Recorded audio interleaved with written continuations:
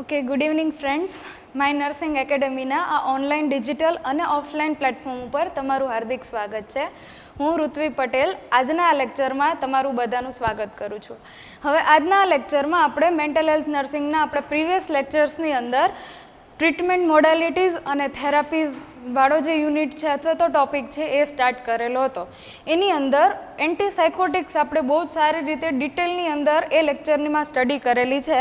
હવે આપણે next topic જે ડિસ્કસ કરવાનો છે ધેટ ઇઝ એન્ટી ડિપ્રેશન્સ.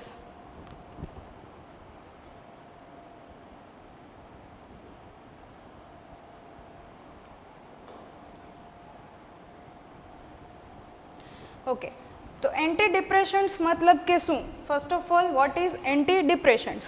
તો કે જે ડિપ્રેશનના સિમ્ટમ્સને અથવા તો ડિપ્રેશનને ટ્રીટ કરવા માટે આપણે જે મેડિકેશન આપીએ એને આપણે કહીએ એન્ટી ડિપ્રેશન્સ. બરાબર? નાવ હવે આપણે આ લેક્ચરની અંદર મેઇનલી એન્ટી ડિપ્રેશન્સ શું હોય, એના કેટલા ટાઈપ્સ હોય, એની મિકેનિઝમ ઓફ એક્શન હરેક ટાઈપની ઇન્ડિવિજ્યુઅલી શું છે, એ કેવી રીતે આપણા બ્રેઇનની અંદર વર્ક કરે છે, એની ફાર્મેકોકાઇનેટિક શું છે, એના ઇન્ડિકેશન્સ અને કોન્ટ્રાઇન્ડિકેશન શું છે, આ બધી વસ્તુને આપણે આ લેક્ચરની અંદર ડિટેલમાં ડિસ્કસ કરવાની છે. Okay, so let's start with the basic introduction.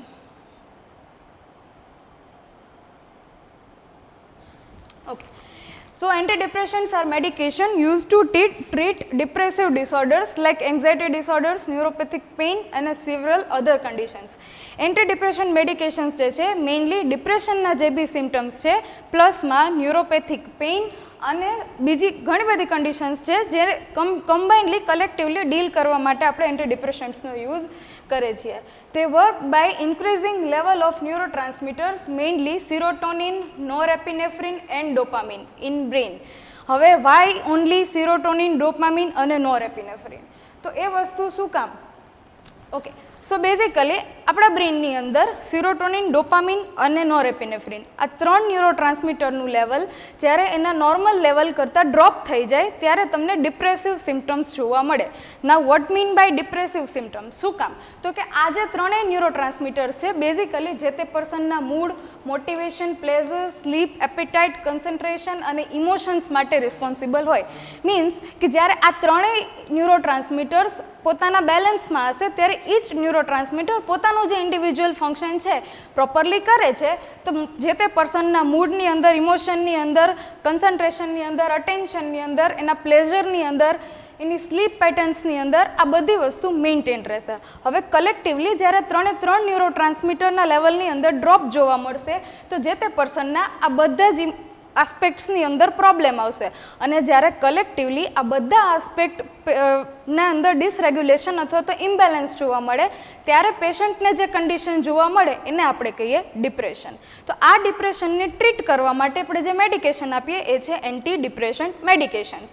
તો બેઝિકલી આપણો જે આજનો કોન્સેપ્ટ છે આ ત્રણ ન્યુરોટ્રાન્સમીટરના લેવલ ઉપર ડિપેન્ડ કરે છે કે આપણે એન્ટી ડિપ્રેશન શું કામ આપીએ. તો બહુ બેઝિક અને બહુ સિમ્પલ એક જ વસ્તુ યાદ રાખવાની કે આપણા બ્રેઇનના ત્રણ ન્યુરોટ્રાન્સમીટર્સ સિરોટોનિન, નોરેપિનેફ્રિન અને ડોપામિન આ ત્રણનું લેવલ જે ડ્રોપ થઈ ગયેલું છે એને આપણે ફરીથી મેન્ટેન કરવાનું છે જેથી આ બધા સિમ્ટમ્સ જે આ બધા આસ્પેક્ટ્સની અંદર પ્રોબ્લેમ આવે છે એ ના આવે.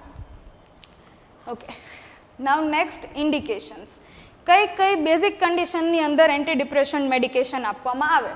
તો એમાં પહેલું છે ડિપ્રેસિવ ડિસઓર્ડર. બટ ઓબ્વિયસ વસ્તુ છે કે એન્ટી ડિપ્રેશન મેડિકેશન છે તો મેઇન ઇન્ડિકેશન એની હોવાની છે મેજર ડિપ્રેસિવ ડિસઓર્ડર અથવા તો ડિપ્રેશન.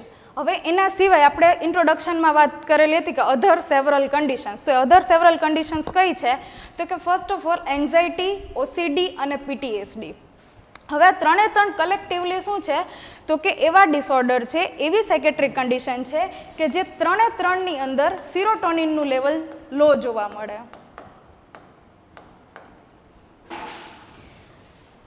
એન્ઝાઇટી, ઓસીડી મતલબ કે ઓબ્સેસિવ કમ્પલ્સિવ ડિસઓર્ડર અને પીટીએસડી મતલબ કે post traumatic stress disorder.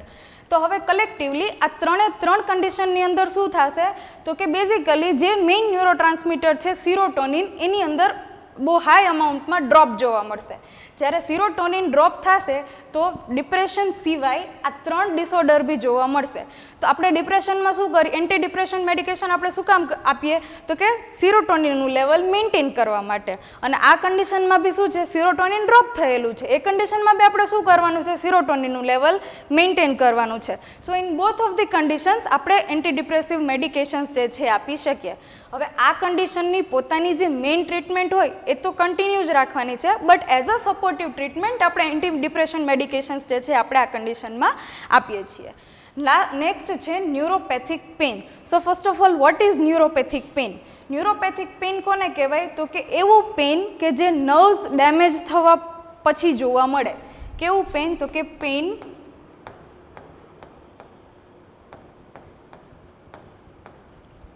caused by nerve damage. Nerves જ્યારે ડેમેજ થાય ત્યારે જે પેઇન જોવા મળે ને એને આપણે કહીએ ન્યુરોપેથિક પેઇન. હવે પેઇનની કન્ડિશનમાં એન્ટી ડિપ્રેશન શું કામ? તો એનું રીઝન એવું છે કે આ જે પેઇનનો જે પાથવે હોય આપણા બ્રેઇનમાં હરેક ટ્રાન્સમિશન માટે, હરેક ન્યુરોનલ કમ્યુનિકેશન માટે એક સ્પેસિફિક પાથવે ડિસાઇડ કરેલો છે કે એ પાથવેના મારફતે કોઈ બી સિગ્નલ જે છે ટ્રાવેલ કરશે. હવે આ પેઇન નામની વસ્તુના સિગ્નલ્સ જે પાથવે કેરી કરે છે એ પાથવેમાં હાઈ અમાઉન્ટની અંદર સિરોટોનિન અને નોરેપિનેફ્રિન, મતલબ કે 5-HT, આપણે સિરોટોનિનને 5-HT કહીએ, અને નોરેપિનેફ્રિન, આ બે જે ન્યુરોટ્રાન્સમીટર્સ છે એ પાથવેમાં હાઈ અમાઉન્ટની અંદર જોવા મળે.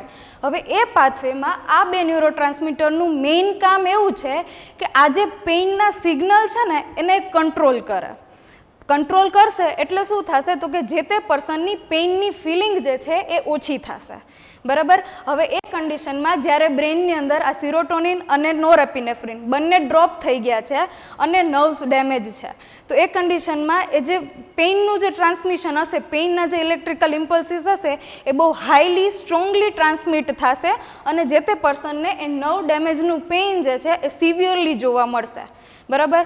તો આપણે શું કરીએ છીએ એન્ટી ડિપ્રેશન્સમાં, તો કે સિરોટોનિન અને નોરેપિનેફ્રિનને ઇન્ક્રીઝ કરીએ છીએ. હવે જ્યારે સિરોટોનિન અને નોરેપિનેફ્રિન પોતાના બેલેન્સ્ડ કન્ડિશનમાં આવી જશે તો એ અહીંયા શું કામ કરે આ પાથવેમાં, તો કે આ જે પેઇનના સિગ્નલ છે ને એને વીક કરે, એને ઇનહિબિટ કરે. હવે એ પોતે પોતાના નોર્મલ કન્ડિશનમાં આવી જશે, નોર્મલી પોતે પોતાના બેલેન્સ સ્ટેટમાં હશે તો એ પેઇનના સિગ્નલને કંટ્રોલ કરી લેશે અને નર્વ ડેમેજના લીધે જે સિવિયર પેઇન એની અંદર રિલેક્સેશન જોવા મળશે. બરાબર. સો ધેટ્સ વાય એન્ટી ડિપ્રેશન્સ જે છે એ ન્યુરોપેથિક પેઇનની અંદર બી આપવામાં આવે છે. અન્ડરસ્ટુડ? ઓકે. તો આ હતા બેઝિક ઇન્ડિકેશન્સ કે કેવા કેવા કેસીસની અંદર આપણે એન્ટી ડિપ્રેશન મેડિકેશન આપીએ. મેઇન અને પ્રાયર કન્ડિશન છે ડિપ્રેશન, અને એના સિવાય એન્ઝાઇટી, ઓસીડી, પીટીએસડી અને neuropathic pain. Now next we will see classification of anti depressants. હવે એન્ટી ડિપ્રેશન્સના ક્લાસિફિકેશનની અંદર મેઇનલી 6 ટાઈપના ક્લાસિફિકેશન જે છે એ એન્ટી ડિપ્રેસિવ મેડિકેશનના પડે છે. ફર્સ્ટ છે SSRI, મીન્સ કે સિલેક્ટિવ સિરોટોનિન રીઅપટેક ઇનિબિટર્સ. સેકન્ડ છે SNRIs, સિરોટોનિન નોરેપિનેફ્રિન રીઅપટેક ઇનિબિટર્સ. થર્ડ વન છે ટ્રાયસાયક્લિક એન્ટીડિપ્રેસન્ટ્સ. ફોર્થ વન છે MAOI ઇનિબિટર્સ. MAO મતલબ મોનોમાઇન ઓક્સિડેઝ ઇનિબિટર્સ. નેક્સ્ટ છે ડોપામિનર્જિક એન્ટીડિપ્રેશન્ટ્સ અને લાસ્ટ છે એટિપિકલ એન્ટીડિપ્રેશન્ટ્સ. બરાબર.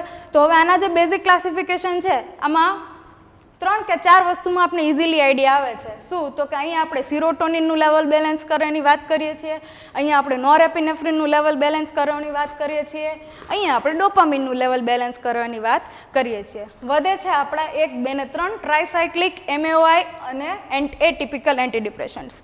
તો હવે આપણે one by one each one of ક્લાસિફિકેશનને ડિટેલમાં ડિસ્કસ કરીએ, જેનાથી કરીને તમારો આનો જે કોન્સેપ્ટ જે છે એ સારી રીતે ક્લિયર થાય. બરાબર. ઓકે. સો એમાં ફર્સ્ટ છે SSRI, સિલેક્ટિવ સિરોટોનિન રીઅપટેક ઇનિબિટર્સ. તો ફર્સ્ટ ઓફ ઓલ કે એને SSRI જ શું કામ કહેવામાં આવે? સિલેક્ટિવ સિરોટોનિન રીઅપટેક ઇનિબિટર્સ, આવું નામ એનું શું કામ આપવામાં આવેલું છે? તો કે first of all selective serotonin. Selective મતલબ કે જે સ્પેસિફિક કોઈ એક જ વસ્તુ ઉપર વર્ક કરતું હોય તો આપણે એને કહીએ સિલેક્ટિવ. હવે આ જે SSRI મેડિકેશન છે એ ઓનલી સિરોટોનિનના રિસેપ્ટર ઉપર જ વર્ક કરશે. ઓનલી 5-HT રિસેપ્ટર્સ છે એના ઉપર જ વર્ક કરશે, એટલા માટે આપણે સિલેક્ટિવ સિરોટોનિન કહીએ કે ઓનલી સિરોટોનિનના લેવલને જે અપગ્રેડ કરવાની અંદર હેલ્પ કરશે. હવે રીઅપટેક ઇનિબિટર્સ. તો first of all what is reuptake? હવે કોઈ બી ન્યુરોનલ કમ્યુનિકેશન થાય છે,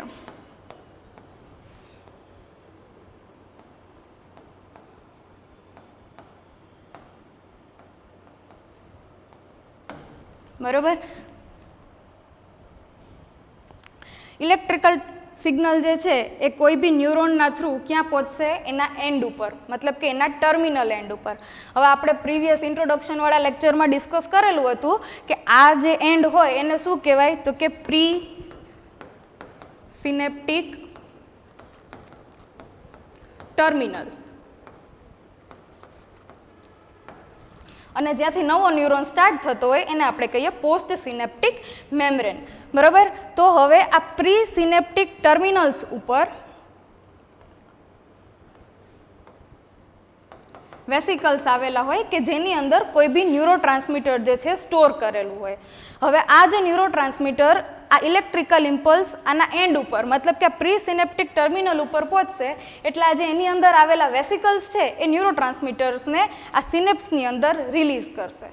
પછી જે ન્યુરોટ્રાન્સમીટરનું જે બી ફંક્શન હશે, પહેલું કે એઝ એ મીડિયમ તરીકે વર્ક કરે છે કે એક ઇલેક્ટ્રિકલ ઇમ્પલ્સને બીજા ન્યુરોનની અંદર પાસ કરવાનું, એ કમ્પ્લીટ કરશે. બીજું, એની પોતાની જે કેરેક્ટરિસ્ટિક હશે કે આઈધર એ એક્સાઇડેટરી ન્યુરોટ્રાન્સમીટર છે કે ઇનિબિટરી છે. એક્સાઇડેટરી હશે તો એ આગળના ન્યુરોનલ કમ્યુનિકેશનને ફાસ્ટ કરશે, અને જો એ ન્યુરોટ્રાન્સમીટર ઇનિબિટરી હશે તો આગળના ન્યુરોનલ ટ્રાન્સમિશનને સ્લો કરશે.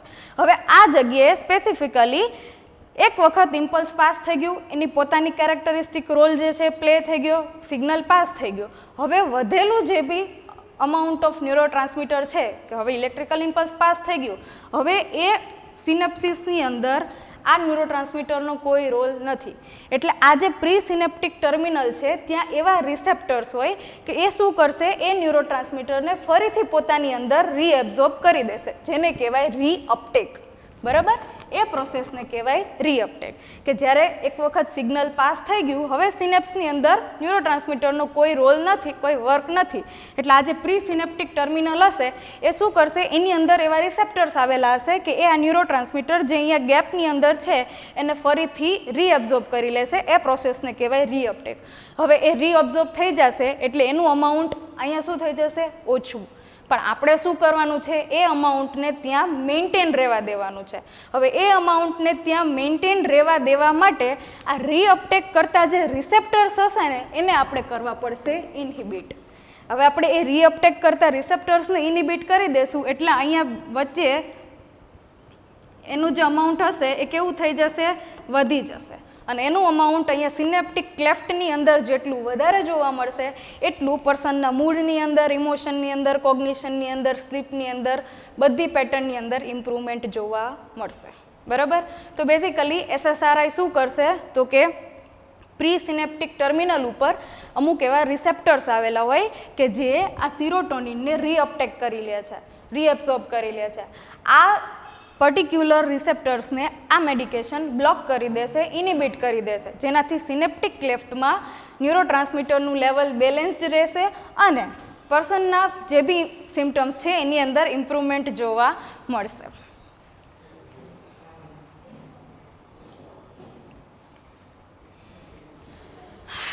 They are considered as first line treatment for depression and most anxiety disorder. જે SSRI જે છે એ ફર્સ્ટ લાઇન ઓફ ટ્રીટમેન્ટ જે છે as a first line of treatment choice drug of choice જેને આપણે કહીએ ને એ ડ્રગ ઓફ ચોઇસ તરીકે SSRIને આપણે ડિપ્રેસિવ ડિસઓર્ડરની અંદર લઈ શકીએ છીએ. હવે બીકોઝ કે એના સૌથી ફ્યુઅર સાઇડ ઇફેક્ટ, મતલબ કે SSRIના સાઇડ ઇફેક્ટ જે છે સૌથી ઓછા જોવા મળે છે. બીજું, ઓવરડોઝના કેસમાં સમટાઈમ્સ એ સેફ ઝોનમાં હોય છે. અને ત્રીજું કે કોમન SSRI મતલબ કે કોમનલી એવી કઈ કઈ મેડિકેશન્સ છે કે જેને આપણે એઝ અ SSRI ઇન્ક્લુડ કરીએ છીએ, તો એની અંદર છે ફ્લુઓક્સેટાઇન, સર્ટ્રાલિન, પેરોક્સેટાઇન, એસિટાલોપ્રેમ, સિટાલોપ્રેમ અને ફ્લુઓક્ઝામાઇન. બરાબર, અમુક મેડિકેશન્સ છે જે તમારે યાદ રાખવાની છે કે આ જે છે બેઝિકલી આપણે SSRI ની અંદર યુઝ કરીએ છીએ. આમાં મોસ્ટ કોમનલી યુઝ થતી મેડિકેશન છે સર્ટ્રાલિન અને ફ્લુઓક્સેટાઇન. તમે ઘણી બધી જગ્યાએ સર્ટ્રાલિન અને ફ્લુઓક્સેટાઇન બે એક્ઝામ્પલ જે છે વાઇલ્ડલી સાંભળેલા હશે, બિકોઝ કે આ બે મેડિકેશન છે SSRIની એ મોસ્ટલી યુઝડ મેડિકેશન જે છે. બરાબર, નેક્સ્ટ જુઓ એની મિકેનિઝમ ઓફ એક્શન. હવે મિકેનિઝમ ઓફ એક્શન મેં તમને ઓલરેડી સમજાવી છે, બટ સ્ટીલ ફરીથી એક વખત જોઈ લો. હવે જ્યારે સિરોટોનિન સિનેપ્સની અંદર રિલીઝ થાય છે, તો આ ડ્રગ શું કરશે, તો એ સિરોટોનિન બ્લોક ધી રીઅપટેક ટ્રાન્સપોર્ટર. હવે હરેક ન્યુરોટ્રાન્સમીટરને જે પર્ટિક્યુલર રિસેપ્ટર રીઅપટેક કરે, રીઅબ્ઝોર્બ કરે, એનું એક નામ હોય સિરોટોનિન રીઅપટેક ટ્રાન્સપોર્ટર. આ હરેક ફરીથી રીઅપટેક કરતા રિસેપ્ટરને આપણે ટ્રાન્સપોર્ટર તરીકે ઓળખીએ. તો સિરોટોનિનને જે રિસેપ્ટર્સ બેક રીએબ્ઝોર્બ કરે છે એને આપણે કહીશું સિરોટોનિન રીઅપટેક ટ્રાન્સપોર્ટર અથવા તો SERT, સિરોટોનિન રીઅપટેક ટ્રાન્સપોર્ટર. બરાબર, હવે જેટલું વધારે સિરોટોનિન સિનેપ્ટિક ક્લેફ્ટની અંદર બચશે એટલા પેશન્ટના જે સિમ્ટમ્સ જે છે એ સારી રીતે ઇમ્પ્રૂવ થતા જોવા મળશે. But here is the twist. SSRI આપ્યા પછી ક્લિનિકલ ઇમ્પ્રુવમેન્ટ મતલબ કે પેશન્ટના સિમ્ટમ્સની અંદર ઇમ્પ્રુવમેન્ટ જે છે એની અંદર ડિલેડ થેરાપ્યુટિક ઇફેક્ટ મતલબ કે ઇમ્પ્રુવમેન્ટ જે છે બહુ લેટ જોવા મળે છે. કેટલી, તો કે અપ ટુ 2 to 6 વીક જેટલી late. Now 2 to 6 week is a long time, but Y?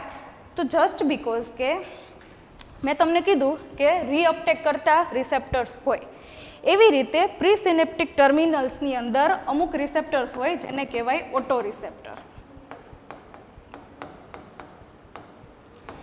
આ ઓટો રિસેપ્ટર્સનું કામ શું છે, તો કે એ ઓટો રિસેપ્ટરને જ્યારે એવું ફીલ થાય કે ભાઈ સિનેપ્ટિક ક્લેફ્ટમાં સિરોટોનિનનું લેવલ વધે છે, ત્યારે એ ઓટો રિસેપ્ટર શું કરશે કે સિરોટોનિનનું જે પ્રોડક્શન છે એને જ ઓછું કરી અને સિરોટોનિનનું રિલીઝ જ ઓછું કરી દેશે. સમજો છો? જ્યારે એ ઓટો રિસેપ્ટરને એવું લાગશે કે ભાઈ આ મેડિકેશનના લીધે સિનેપ્ટિક ક્લેફ્ટમાં સિરોટોનિનનું લેવલ વધારે દેખાય છે, ત્યારે આ ઓટો રિસેપ્ટર્સ એક્ટિવેટ થઈ જશે અને સિરોટોનિનનું જે રિલીઝ છે એને જ ઓછું કરી દેશે. રિલીઝ ઓછું કરી દેશે તો મતલબ કે તમે ભલે મેડિકેશન્સ ડે 1 થી સ્ટાર્ટ કરી દીધી છે, તમે ભલે સિરોટોનિનનું લેવલ ડે 1 થી બિલ્ડ કરવાનું ચાલુ કરી દીધું છે, બટ આ ઓટો રિસેપ્ટર્સના લીધે સિરોટોનિનનું લેવલ જે છે સિનેપ્ટિક ક્લેફ્ટમાં મેન્ટેન રહેતું નથી. એના લીધે પેશન્ટને ક્લિનિકલ ઇમ્પ્રુવમેન્ટ જોવા મળતું નથી. બટ આફ્ટર 2 to 6 વીક આ ઓટો રિસેપ્ટર્સ થાકી જાય, એ ટાયર્ડ થઈ જાય, એ સિચ્યુએશનથી એડપ્ટ થઈ જાય. હવે જ્યારે એ સિચ્યુએશનથી એડપ્ટ થઈ જશે ત્યારે એ પોતે કેવા થઈ જશે, ડાઉન રેગ્યુલેટ થઈ જશે.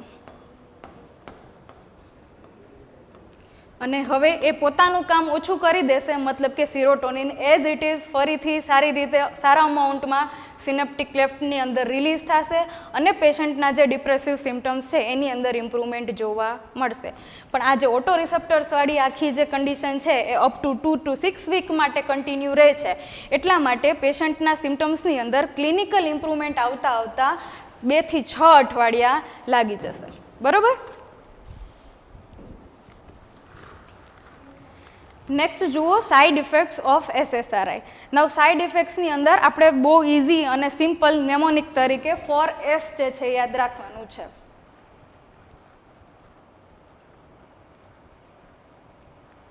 4S SSRIના સાઇડ ઇફેક્ટ મતલબ કે 4S. કયા 4S? તો કે first one is sexual dysfunction, second one is stomach upset, third one is sleep changes અને fourth one is serotonin syndrome. Now why? હવે ફર્સ્ટ વન છે sexual dysfunction.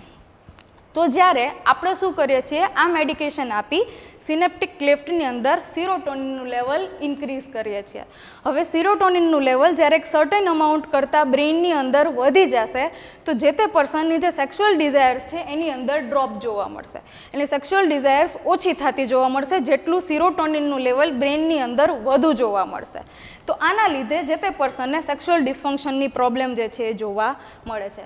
Second thing is stomach upset. હવે સ્ટમકની અંદર almost 90% of સિરોટોનિન receptors જે છે જોવા મળે.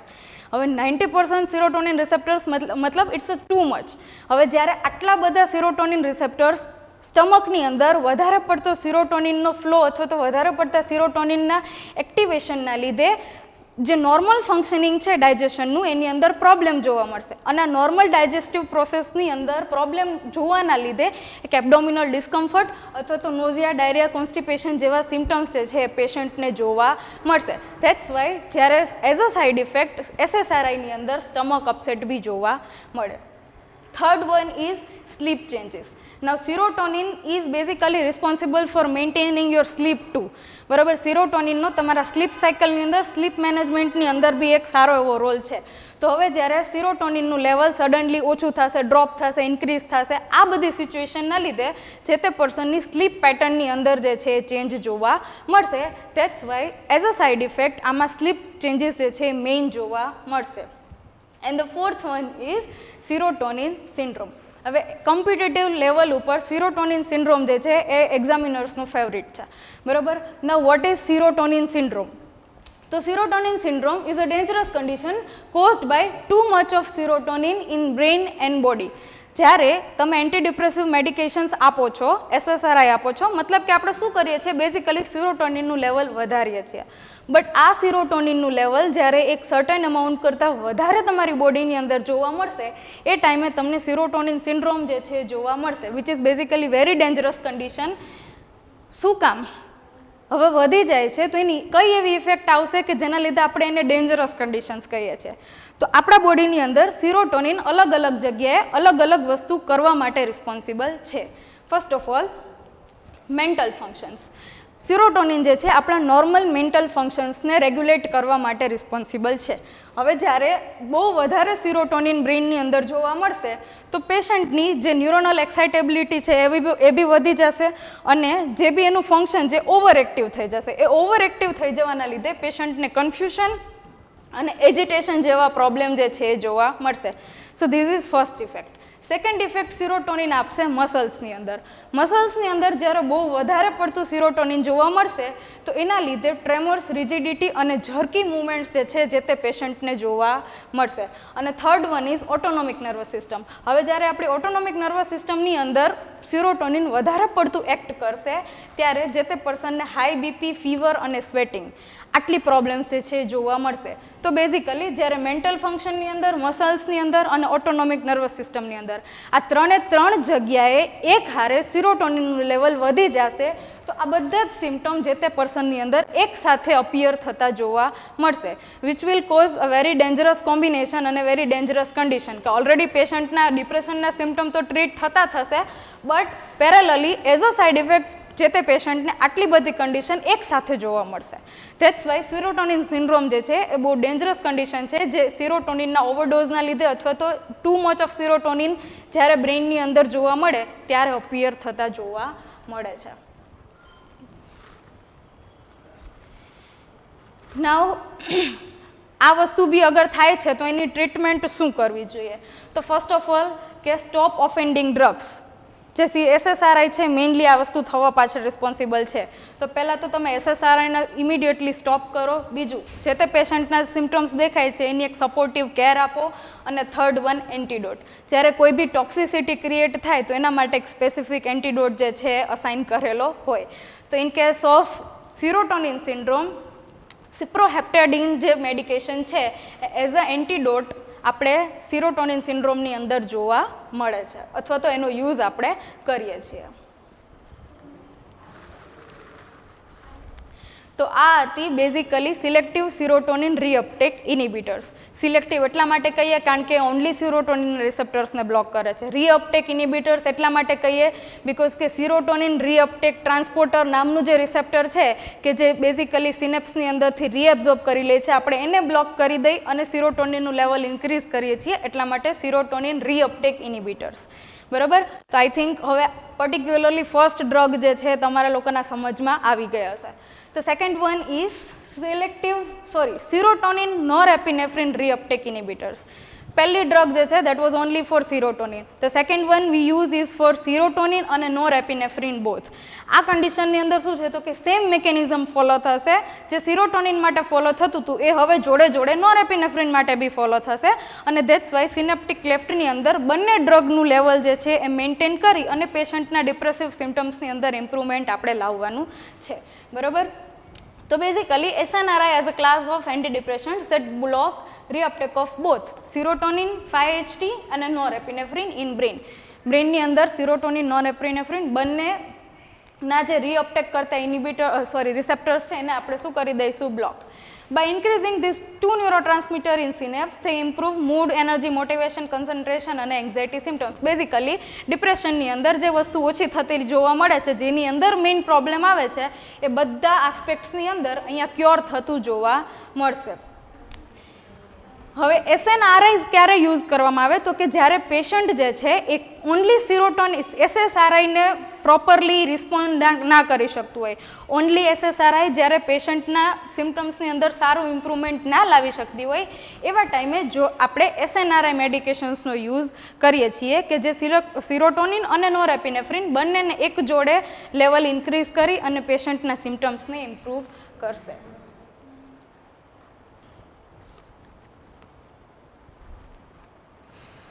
Commonly use SNRIs drug કઈ છે તો કે વેનલાક્ઝાફાઇન, ડ્યુલોક્ઝેટાઇન, ડેસ્વિલેનોક્ઝાફાઇન, મિલાનસિપ્રાન અને લિવોમિનાસિપ્રાન.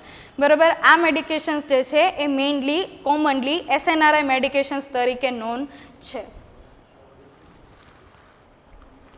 હવે આ પર્ટિક્યુલર SNRI મેડિકેશનની મેકેનિઝમ ઓફ એક્શન શું જોવા મળશે તો કે પહેલીની અંદર આપણે શું કરતા હતા તો કે સિરોટોનિન રીઅપટેક ટ્રાન્સપોર્ટર જે રિસેપ્ટર હતું એને આપણે બ્લોક કરતા હતા.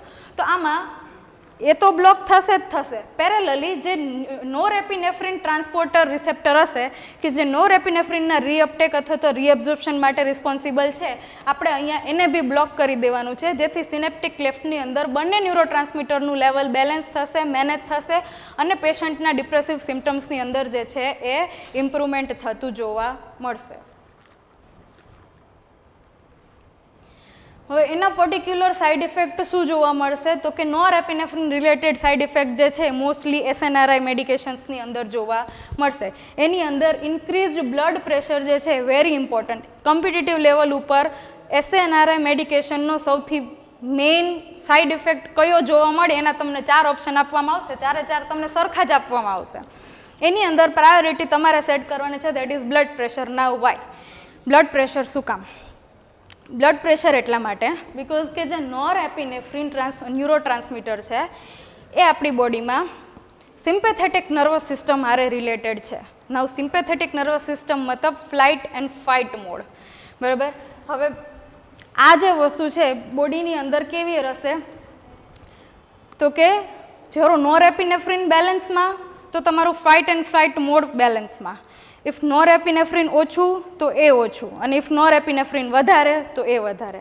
હવે જ્યારે એક સ્પેસિફિક અમાઉન્ટ કરતાં SNRI ડ્રગ્સનો ડોઝ વધી ગયો અને જો બ્રેઇનની અંદર નોરેપિનેફ્રિનનું લેવલ વધી જશે તો એ શું કરશે? નોરેપિનેફ્રિન બેઝિકલી તમે એને એવી રીતે યાદ રાખી શકો કે એક BP રેઇઝિંગ ન્યુરોટ્રાન્સમીટર છે.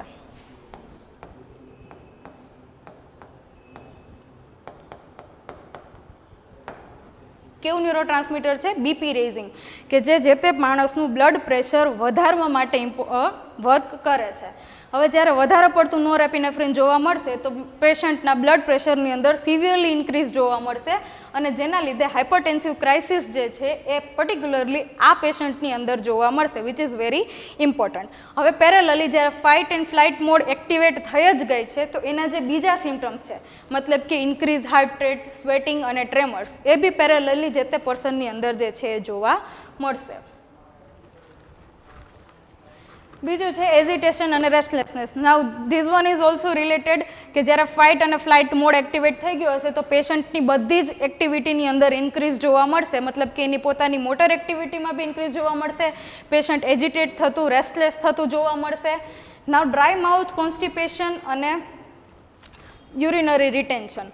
હવે આ જે SNRIs છે એની અંદર આ જે 3 ઇફેક્ટ છે ને એને કહેવાય એન્ટીકોલિનર્જિક ઇફેક્ટ.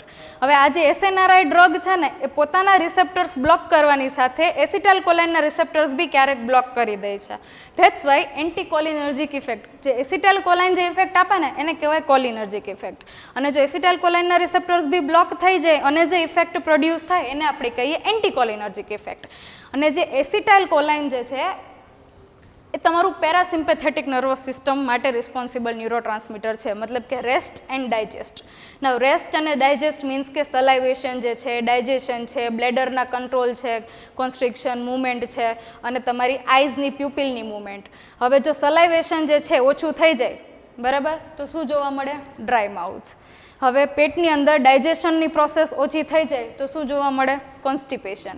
અને બ્લેડર કંટ્રોલ અને બ્લેડરનું જે કોન્ટ્રાક્શન રિલેક્સેશન પ્રોપર ના થાય તો શું જોવા મળે? Urinary retention. તો આ જે પર્ટિક્યુલર ડ્રગ જે છે એ જોડે જોડે એન્ટીકોલિનર્જિક સાઇડ ઇફેક્ટ્સ બી શો કરે છે.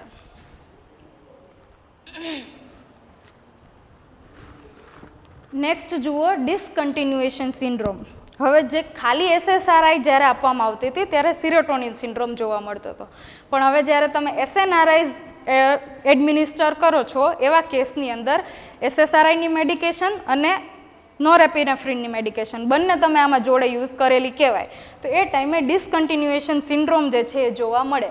હવે ડિસકન્ટિન્યુએશન સિન્ડ્રોમ મતલબ કેવું? તો કે ડિસકન્ટિન્યુ મતલબ કે તમે જ્યારે ઇમિડિયેટલી ડ્રગને ડિસકન્ટિન્યુ કરો છો, સ્ટોપ કરો છો અને તમારી બોડી જે વિડ્રોલ સિમ્ટમ્સ બતાવે છે એને કહેવાશે ડિસકન્ટિન્યુએશન સિન્ડ્રોમ. કેવા કેવા જોવા મળશે? તો કે ડિઝીનેસ, ઇન્સોમ્નિયા, એન્ઝાયટી અને ઇલેક્ટ્રિકલ શોક. બોડીની અંદર જ્યારે સડનલી નોરેપિનેફ્રિન અને સિરોટોનિનનું લેવલ તમે ડિસકન્ટિન્યુ કરી દીધું, મતલબ કે અત્યાર સુધી સારા અમાઉન્ટમાં પ્રેઝન્ટ હતું અને બધી વસ્તુ કન્ટિન્યુ થતી હતી, હવે સડનલી તમે ડ્રગ સ્ટોપ કરી દીધી, મતલબ કે થોડું ઘણું ડ્રોપ થઈ ગયું. હવે એ ચેન્જને તમારી બોડી સડનલી એક્સેપ્ટ નહીં કરી શકે અને ધેટ્સ વાય બોડીની અંદર ડિઝીનેસ, ઇન્સોમ્નિયા, એન્ઝાયટી અને ઇલેક્ટ્રિકલ શોક મતલબ કે એકદમ આમ તમને તમરી ચડતી હોય ને એ ટાઈપના સેન્સેશન જે છે બોડીની અંદર જોવા મળશે. હવે પર્ટિક્યુલર એક ડ્રગ છે કે જેના એડમિનિસ્ટ્રેશન ઉપર ડિસકન્ટિન્યુએશન સિન્ડ્રોમના ચાન્સીસ ઓછા છે, ધેટ ઇઝ ફ્લુઓક્સેટાઇન. શું કામ? કારણ કે એની જે હાફ લાઈફ છે એ બહુ લોંગ છે. હવે આપણે પ્રીવિયસ એન્ટીસાયકોટિક્સમાં હાફ લાઈફ ડિસ્કસ કરેલી હતી. હાફ લાઈફ મતલબ કે જ્યારે જેટલા બી અમાઉન્ટ ઓફ ડ્રગ છે, જેટલા mgનો ડોઝ છે એમાંથી હાફ ઓફ ધી ડ્રગ તમારા બ્લડ સ્ટ્રીમમાંથી રિમૂવ થતાં જે ટાઈમ લાગે એને આપણે કહીએ હાફ લાઈફ. હવે આ હાફ લાઈફ જેટલી લાંબી હશે, જેટલી લોંગ હશે એટલું એ ડ્રગની ઇફેક્ટ તમારા બોડીની અંદર વધારે સમય માટે રહેશે. હવે તમે ડ્રગ સ્ટોપ કરી દીધી છે પણ એની હાફ લાઈફ લાંબી છે, લાઈક મોર દેન 24 hours છે, તો તમે ડ્રગ ભલે ઇમિડિયેટલી સ્ટોપ કરી દીધી છે પણ હજી હાફ ઓફ ધી ડ્રગની ઇફેક્ટ હજી બીજા 24 કલાક માટે તમારા બોડીની અંદર રહેશે. એટલા માટે પર્ટિક્યુલરલી એક ફ્લુઓક્સેટાઇન જ પર્ટિક્યુલર મેડિકેશન એવી છે કે જેના સડન સ્ટોપ કરવા ઉપર તમને ડિસકન્ટિન્યુએશન સિન્ડ્રોમ થવાના ચાન્સીસ જે છે ઓછા છે, અથવા તો મોસ્ટલી નથી જોવા મળતું. ઓકે, આ હતું second classification, that is SNRI, serotonin norepinephrine reuptake inhibitors. Now third one is tricyclic antidepressants, that is TCAS. હવે ટ્રાયસાયક્લિક્સ આર ધ ફર્સ્ટ વન કે જે એન્ટીડિપ્રેશન્સના ટ્રીટમેન્ટ માટે શોધાયેલી હતી અરાઉન્ડ 1950s. સૌથી પહેલી મેડિકેશન જે છે એ ટ્રાયસાયક્લિક એન્ટીડિપ્રેશન્સ જે છે એ સમયે જે છે ફાઇન્ડ આઉટ કરવામાં આવી હતી અથવા તો એની શોધ કરવામાં આવી હતી. હવે એને ટ્રાયસાયક્લિક શું કામ કહેવાશે? બિકોઝ કે એનું જે બી કેમિકલ કમ્પાઉન્ડ અથવા તો એનું જે બી કેમિકલ સ્ટ્રક્ચર છે એની અંદર તમને જો આઈડિયા હોય તો આવા બેન્ઝિન રિંગના કેમિકલ સ્ટ્રક્ચર હોય, તો આની અંદર એ પર્ટિક્યુલરલી 3 રિંગ સ્ટ્રક્ચર જોવા મળે એટલે આપણે એને ટ્રાયસાયક્લિક એન્ટીડિપ્રેશન્ટ્સ જે છે એ કહીએ છીએ. They increase mood by raising serotonin અને norepinephrine in the brain. આ મેડિકેશન છે એ બી એવું જ કરશે, સિરોટોનિન અને નોરેપિનેફ્રિનનું લેવલ જે છે એ મેન્ટેન કરશે. હવે આપને એવો મે બી થોટ આવે કે જો પેલી બધી મેડિકેશન છે તો પછી આ મેડિકેશનને આપવાનો શું મતલબ? But this was the first one જે ડિસ્કવર થયેલી હતી. બટ આના જે સાઇડ ઇફેક્ટ્સ છે એ વધારે શો થતા હતા બિકોઝ કે એ સિરોટોનિન અને નોરેપિનેફ્રિનના રિસેપ્ટર્સ સિવાયના રિસેપ્ટર્સ બી બ્લોક કરી દેતા હતા. હવે સિરોટોનિન રીઅપટેક અને નોરેપિનેફ્રિન રીઅપટેકના ઇનિબિટર સિવાયના જો રીઅપટેકના રિસેપ્ટર સ્ટોપ થઈ જાય તો એના પોતાના જે ફંક્શન છે એની અંદર બી પ્રોબ્લેમ જોવા મળે. તો ધેટ ટાઈમ હવેના સમયમાં આ જે છે એ લેસ પ્રિફર્ડ છે બિકોઝ કે સારી એવી તમે SSRI અને SNRI વેલ ડેવલપ્ડ મેડિકેશન જે છે એનો આપણે યુઝ કરવા લાગ્યા છીએ. તો બેઝિકલી TCS શું છે તો કે ટ્રાયસાયક્લિક એન્ટીડિપ્રેશન. ટ્રાયસાયક્લિક એને એટલા માટે કહેવામાં આવે બિકોઝ કે એનું જે બી કેમિકલ સ્ટ્રક્ચર જે છે એ 3 બેન્ઝીન રિંગ્સનું બનેલું છે. મે બી શાયદ તમને એ બી ક્વેશ્ચન આવે કે તો આ એક જ પર્ટિક્યુલર મેડિકેશનનું નામ એના કેમિકલ કમ્પાઉન્ડ ઉપર શું કામ, બીજાનું તો એની પોતાના મિકેનિઝમ ઓફ એક્શન ઉપર નામ આપેલું છે. તો અરાઉન્ડ 1950s જ્યારે આ મેડિકેશનની સૌથી પહેલી શરૂઆત થઈ ત્યારે એ સમયે જે બી કમ્પાઉન્ડ્સ ડિસ્કવર થતા હતા અથવા તો જે બી મેડિકેશન્સ ડિસ્કવર થતી હતી એ સમયે એવું એક કલ્ચર હતું કે એનું નોમેનક્લેચર જે છે એના કેમિકલ કમ્પાઉન્ડના સ્ટ્રક્ચર ઉપરથી કરવામાં આવતું હતું. તો આ ફર્સ્ટ વન હતી એટલા માટે એને ટ્રાયસાયક્લિક એના જે કેમિકલ કમ્પાઉન્ડ ઉપરથી એનું નામ જે છે આપવામાં આવેલું છે. હવે શું છે આ TCS? Any mechanism of action શું છે તો કે અગેન જે વસ્તુ SNRI કરતી હતી એ જ વસ્તુ અગેન આ મેડિકેશન જે છે એ કરે છે. મતલબ કે સિરોટોનિન અને નોરેપિનેફ્રિનનું લેવલ વધારે છે. શું કરીને તો કે સિરોટોનિનનું જે રિસેપ્ટર ટ્રાન્સપોર્ટર અને નોરેપિનેફ્રિનનું જે ટ્રાન્સપોર્ટર હતું એ બંનેને બ્લોક કરી અને પેશન્ટના સિમ્ટમની અંદર ઇમ્પ્રુવમેન્ટ જોવા મળે. બટ વસ્તુ સેમ છે તો આને શું કામ આપણે સિલેક્ટ નથી કરતા બિકોઝ કે એ બીજા બી મલ્ટિપલ રિસેપ્ટર્સને બ્લોક કરી દે છે જેના લીધે આ ડ્રગની જે સાઇડ ઇફેક્ટ્સ છે એ બહુ વધારે જોવા મળે છે. હવે બીજા રિસેપ્ટર્સ મતલબ કયા તો પહેલું છે M1, H1 અને આલ્ફા 1. આ જે M1 રિસેપ્ટર્સ છે એ એસિટાઇલકોલાઇનના રિસેપ્ટર્સ છે.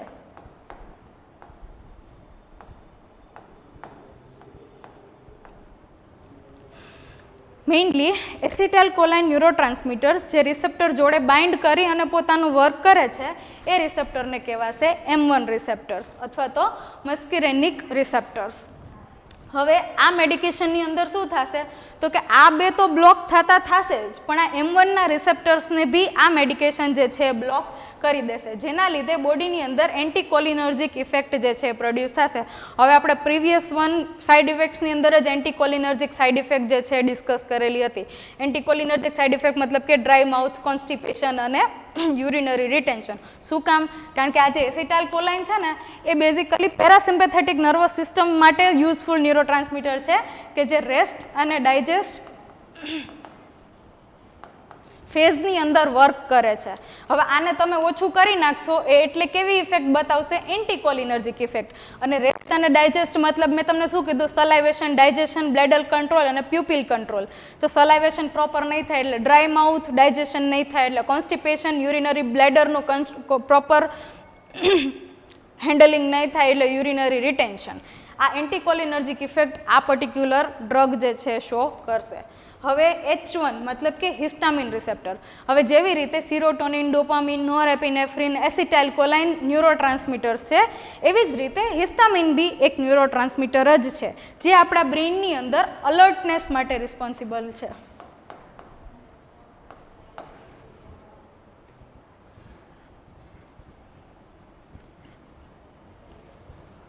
હિસ્ટામિન જે પર્ટિક્યુલર ન્યુરોટ્રાન્સમીટર છે એ આપણા બોડીની અથવા તો જે તે પર્સનની અલર્ટનેસ માટે રિસ્પોન્સિબલ ન્યુરોટ્રાન્સમીટર છે કે જો હિસ્ટામિન એના પ્રોપર અમાઉન્ટની અંદર જતું હશે, વર્ક કરતું હશે તો પેશન્ટ જે છે અથવા તો પર્સન જે છે એની અલર્ટનેસ જે છે મેન્ટેન રહેશે. પણ હવે જો હિસ્ટામિનના રિસેપ્ટર્સ બ્લોક થઈ જાય, તમારી અલર્ટનેસની અંદર ઓછું જોવા મળે તો કેવું જોવા મળે? સિડેશન અને વેઇટ ગેઇન જેવા સાઇડ ઇફેક્ટ જે છે એ જોવા મળે. And the third one is alpha 1. હવે આ જે આલ્ફા 1 રિસેપ્ટર છે એ આપણા બોડીની અંદર વાઝો કોન્સ્ટ્રિક્શન માટે રિસ્પોન્સિબલ છે.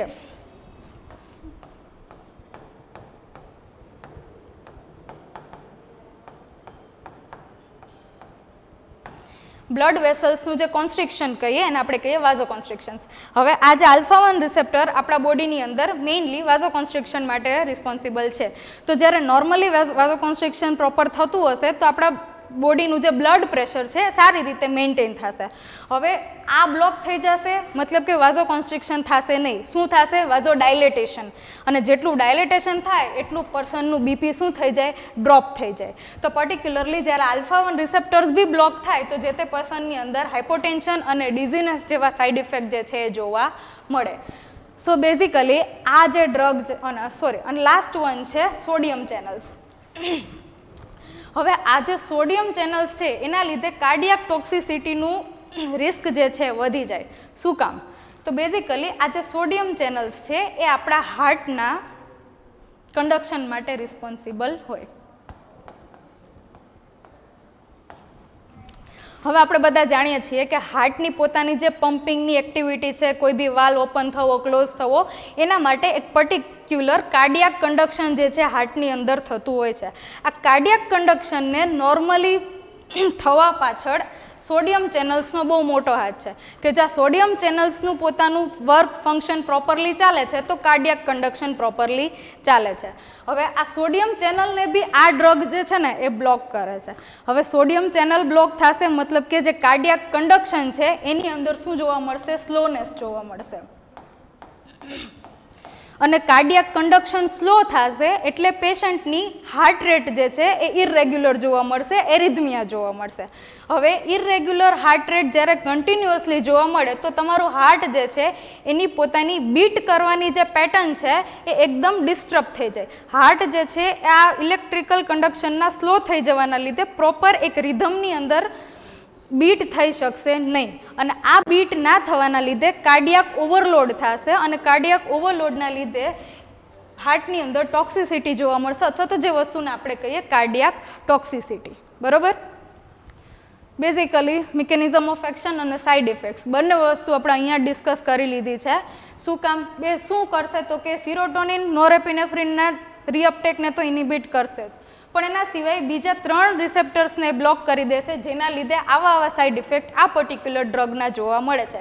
એ 3 રિસેપ્ટર્સ કયા? તો કે M1 રિસેપ્ટર્સ જે એસિટાઇલકોલાઇનના રિસેપ્ટર્સ છે, હિસ્ટામિન કે જે પોતે જ એક ન્યુરોટ્રાન્સમીટર છે એના રિસેપ્ટર્સ, અને ત્રીજા આલ્ફા 1. આ જે એસિટાઇલકોલાઇન રિસેપ્ટર્સ છે એ તમારી પેરાસિમ્પેથેટિક નર્વસ સિસ્ટમ માટે એસોસિએટેડ છે, હિસ્ટામિન છે તમારી અલર્ટનેસ માટે રિસ્પોન્સિબલ છે, અને આલ્ફા 1 આપણા બોડીની અંદર વાઝોકોન્સ્ટ્રિક્શન માટે રિસ્પોન્સિબલ છે.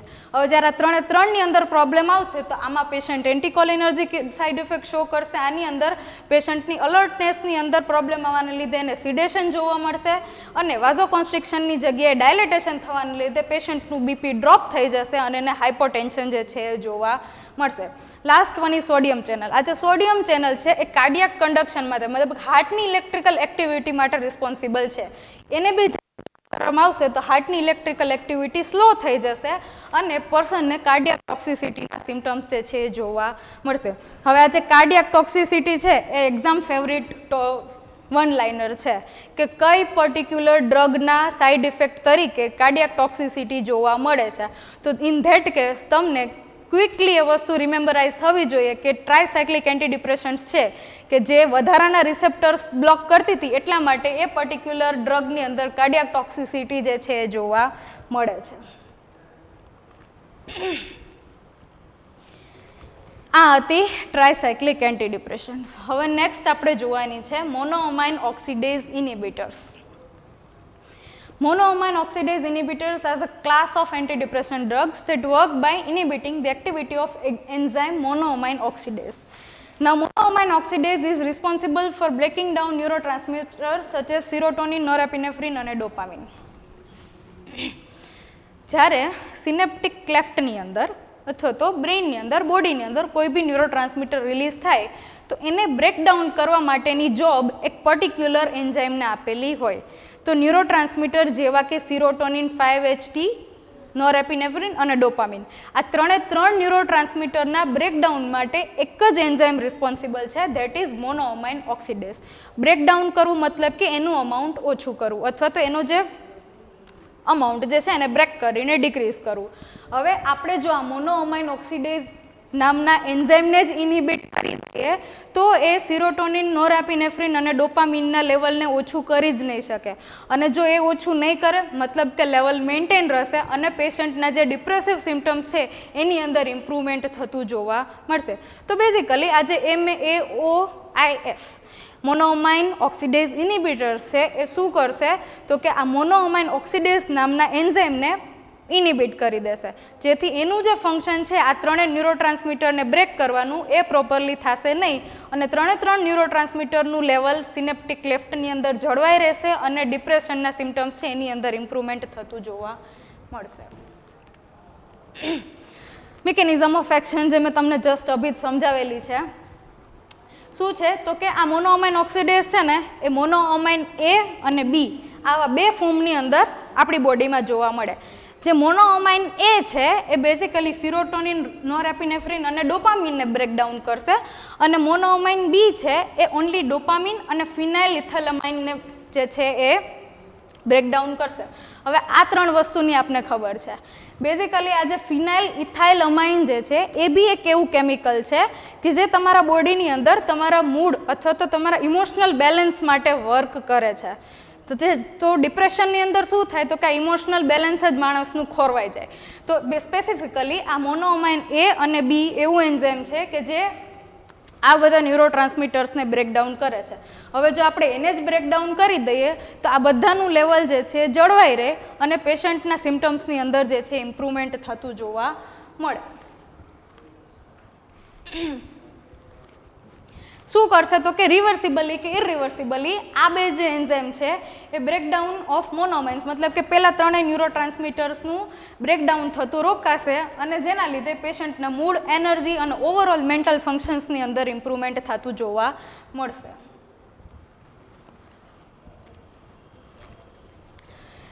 બેઝિક શું એક્ઝામ્પલ્સ છે MAOIsના તો કે નોન સિલેક્ટિવ મતલબ કે જે MAOA અને B આ બંને એન્ઝાઇમ્સને બ્લોક કરતી મેડિકેશન છે એક મતલબ નોન સિલેક્ટિવ મતલબ કે કોઈ એક નહીં બંને એન્ઝાઇમ્સને જે બ્લોક કરતી મેડિકેશન છે એ કઈ છે તો કે ફિનેલ્ઝાઇન, ટ્રાન્સસેક્રોપમાઇન અને આઇસોકાર્બાક્ઝિડ. બરાબર, આ ત્રણ મેડિકેશન જે છે એ નોન સિલેક્ટિવ છે મતલબ કે આ બંને A અને B બંને એન્ઝાઇમ્સને બ્લોક કરશે. અને સિલેક્ટિવલી MAOB આ જે સેલિગિલિન અને રાસાગિલિન મેડિકેશન છે એ ઓનલી MAOB નામના જ રિસેપ્ટરને બ્લોક કરશે which is used in Parkinson because Parkinson બી એક એવી કન્ડિશન છે કે જ્યાં ડોપામિનનું લેવલ બ્રેઇનની અંદર ડ્રોપ થઈ જાય છે. બરાબર, તો પાર્કિન્સનના કેસમાં સ્પેસિફિકલી MAOB અને એન્ટી ડિપ્રેશન મતલબ કે ડિપ્રેશનના કેસમાં આ બંને મેડિકેશન્સનો યુઝ થાય છે જેમાં વધારે પડતો નોન સિલેક્ટિવનો યુઝ થાય છે અને as a supportive medications sometime selective medications આપણે યુઝ કરીએ છીએ.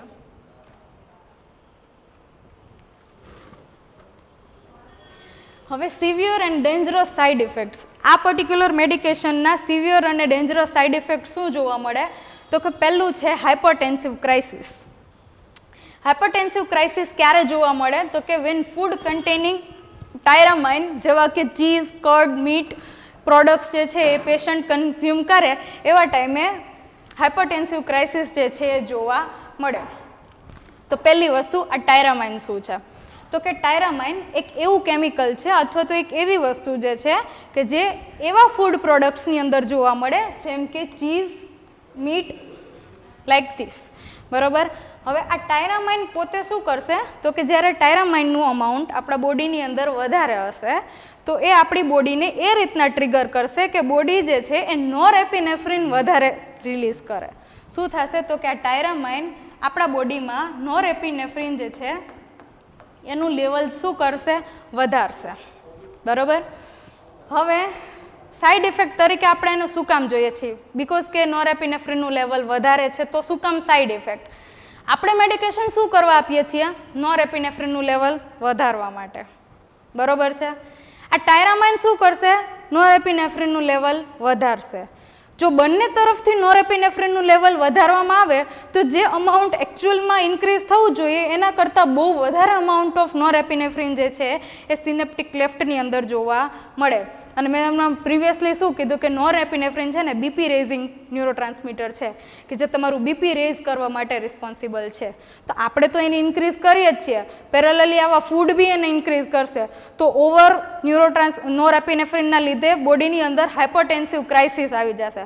મતલબ કે બોડી જે છે એ સિવિયર ફ્લાઇટ એન્ડ ફાઇટ મોડમાં જતું રહેશે અને જે તે પેશન્ટનું બીપી જે છે એ સિવિયરલી વધી ગયેલું જોવા મળશે.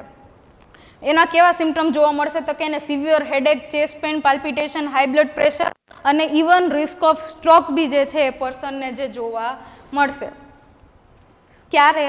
તો કે એમએઓઆઈઝમાં ટાયરામાઇન કન્ટેનિંગ ફૂડ આપણે પ્રોહિબિટ કરીએ છીએ, બિકોઝ ટાયરામાઇન જે છે બોડીને નેચરલી નોરેપિનેફ્રિન વધારવા માટે સ્ટિમ્યુલેટ કરે છે. આપણે ઓલરેડી નોરેપિનેફ્રિન વધારી રહ્યા છીએ, હવે એ જો નોરેપિનેફ્રિન વધારશે તો બોડીની અંદર નોરેપિનેફ્રિનનો અમાઉન્ટ એક લેવલ કરતાં વધી જશે અને નોરેપિનેફ્રિન એક બીપી રેઝિંગ હોર્મોન છે અથવા તો ન્યુરોટ્રાન્સમીટર છે, એ વધારે પડતું બીપી રેઝ કરી દેશે અને પેશન્ટને હાઇપરટેન્સિવ ક્રાઇસિસ જે છે એ જોવા મળશે.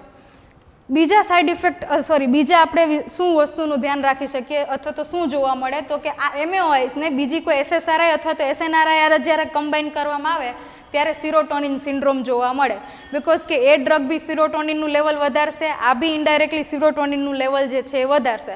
બંને ડ્રગ એકારે સિરોટોનિનને સ્ટિમ્યુલેટ કરશે તો સિરોટોનિન સિન્ડ્રોમ બી જે છે એ જોવા મળશે. નેક્સ્ટ છે ડોપામિનર્જિક એન્ટીડિપ્રેશન્સ. આ જે છે નેક્સ્ટ ક્લાસિફિકેશન છે, ધેટ ઇઝ ડોપામિનર્જિક એન્ટીડિપ્રેશન્સ. હવે આપણે સિરોટોનિન અને નોરેપિનેફ્રિનની ઇનફ વાત કરેલી છે. હવે આપણે આવીએ ડોપામિન ઉપર કે જે થર્ડ ન્યુરોટ્રાન્સમીટર ડિપ્રેશનની અંદર ઓછું થઈ ગયેલું જોવા મળે છે. આની અંદર બેઝિકલી શું જોવા મળશે, શું કરવાનું છે તો કે આપણે ડોપામિનનું લેવલ જે છે મેન્ટેન કરવાનું છે. હાઉ? તો કે ડોપામિનનું લેવલ આપણે મેન્ટેન કરશું એટલે patient with low motivation, fatigue, apathy અને એનેડોનિયા. એનેડોનિયા એક બેઝિક ટર્મ છે કે જે કોમ્પિટિટિવ લેવલ ઉપર બી પૂછાઈ શકે. એનેડોનિયાનો મતલબ થાય લોસ ઓફ પ્લેઝર, બરાબર? તો પેશન્ટ જ્યારે આ બધી વસ્તુથી સફર કરતું હોય એવા ટાઈમે જો એનું ડોપામિન મેન્ટેન કરી દેવામાં આવે તો એના આ જે સિમ્ટમ્સ છે ઇમ્પ્રૂવ થતા જોવા મળે અને એની ડિપ્રેસિવ કન્ડિશનની અંદર ઇમ્પ્રુવમેન્ટ જે છે એ જોવા મળે. એની પર્ટિક્યુલર મિકેનિઝમ ઓફ એક્શન શું જોવા મળશે તો કે એનું જે રિસેપ્ટર જે રીઅપટેક ટ્રાન્સપોર્ટર છે આપણે એને બ્લોક કરી દેવાનું. જેવું આપણે સિરોટોનિનમાં કરતા હતા, જેવું આપણે નોરેપિનેફ્રિનમાં કરતા હતા, એ સેમ વસ્તુ હવે આપણે અહીંયા ડોપામિનમાં કરવાની છે. તો કે એનું જે ડોપામિન ટ્રાન્સપોર્ટર છે કે જે ડોપામિનને સિનેપ્ટિક ક્લેફ્ટમાંથી રીએબ્ઝોર્બ કરી લે છે, આપણે અહીંયા બી એને સ્ટોપ કરી દેવાનું છે, જેથી કરીને સિનેપ્ટિક ક્લેફ્ટમાં ડોપામિનનું લેવલ મેન્ટેન થઈ ગયેલું જોવા મળે અને પેશન્ટના જે ડોપામિન રિલેટેડ સિમ્ટમ્સ છે એની અંદર ઇમ્પ્રુવમેન્ટ થતું જોવા મળે. આની અંદર એક પર્ટિક્યુલર મેડિકેશન છે બ્યુપ્રોપિયોન. આ મેડિકેશન પર્ટિક્યુલરલી એઝ અ ડોપામિનર્જિક એન્ટીડિપ્રેશન્ટ્સ આપણે યુઝ કરી શકીએ અને આના ઉપર કોમ્પિટિટિવ ક્વેશ્ચન્સ બી પૂછાય છે કે કઈ એવી પર્ટિક્યુલર મેડિકેશન છે કે જે તમે એઝ અ ડોપામિનનું લેવલ વધારવા માટે અથવા તો ડોપામિનર્જિક એન્ટીડિપ્રેશન્ટ તરીકે તમે એને યુઝ કરો છો, તો એનું મેઇન આ જ યુઝ થાય છે, જે એક્ઝામ્પલ છે બ્યુપ્રોપિયોન. લાસ્ટ ક્લાસિફિકેશન છે એટિપિકલ અથવા તો નોવલ એન્ટીડિપ્રેશન્ટ્સ. આ જે છે સૌથી લાસ્ટ ક્લાસિફિકેશન છે કે જ્યારે પહેલેથી લઈને અત્યાર સુધીની એકેય ડ્રગ પ્રોપર વર્ક ના કરતી હોય અથવા તો સ્ટીલ પેશન્ટની અંદર અમુક ડિપ્રેસિવ સિમ્ટમ્સ જોવા મળતા હોય ત્યારે જોડે આ એટિપિકલ એન્ટીડિપ્રેશન્ટ્સ બી જે છે એડમિનિસ્ટર કરવામાં આવે છે. ક્યારે? તો કે ગ્રુપ ઓફ એન્ટીડિપ્રેશન્ટ્સ છે that do not fit into the standard category. એ પેલી એકેય કેટેગરીમાં જે છે ફિટ થતી નથી આ બધી ડ્રગ, એટલે એનું એક નવી કેટેગરી આપણે પાડી દીધી એટિપિકલ એન્ટીડિપ્રેશન્ટ્સ. બરાબર? they have a unique chemical structure and different mechanism of action which makes them useful when patients do not respond to other antidepressants or have specific symptoms like insomnia, low appetite or anxiety. આ એક એવી basic drug છે કે જે એકે કેટેગરીમાં fit થતી નથી. ક્યારે યુઝ કરવામાં આવે કે જ્યારે પેશન્ટ આને બહુ સારી રીતે રિસ્પોન્ડ ના કરતું હોય અથવા તો કરીને બી એના અમુક શું કહેવાય સ્લીપ રિલેટેડ અથવા appetite related, anxiety related symptoms steel cure નથી થતા, એવા ટાઈમે આ મેડિકેશનને એઝ અ સપોર્ટિવ ટ્રીટમેન્ટ આપણે ડિપ્રેશનની અંદર યુઝ કરીએ છીએ. કોમન એટિપિકલ એન્ટીડિપ્રેશન્સ એટિપિકલ એન્ટીડિપ્રેશન્સ કઈ છે તો કે આની અંદર બી આપણે બ્રુપ્રોપિયોનનો યુઝ કરીએ છીએ, મીરતાઝાપાઇનનો યુઝ થાય છે, ટ્રેઝોડોનનો યુઝ થાય છે, વિલાઝોડાનનો યુઝ થાય છે અને વોટિઓક્ઝેટાઇન મેડિકેશન જે છે એનો યુઝ થાય છે.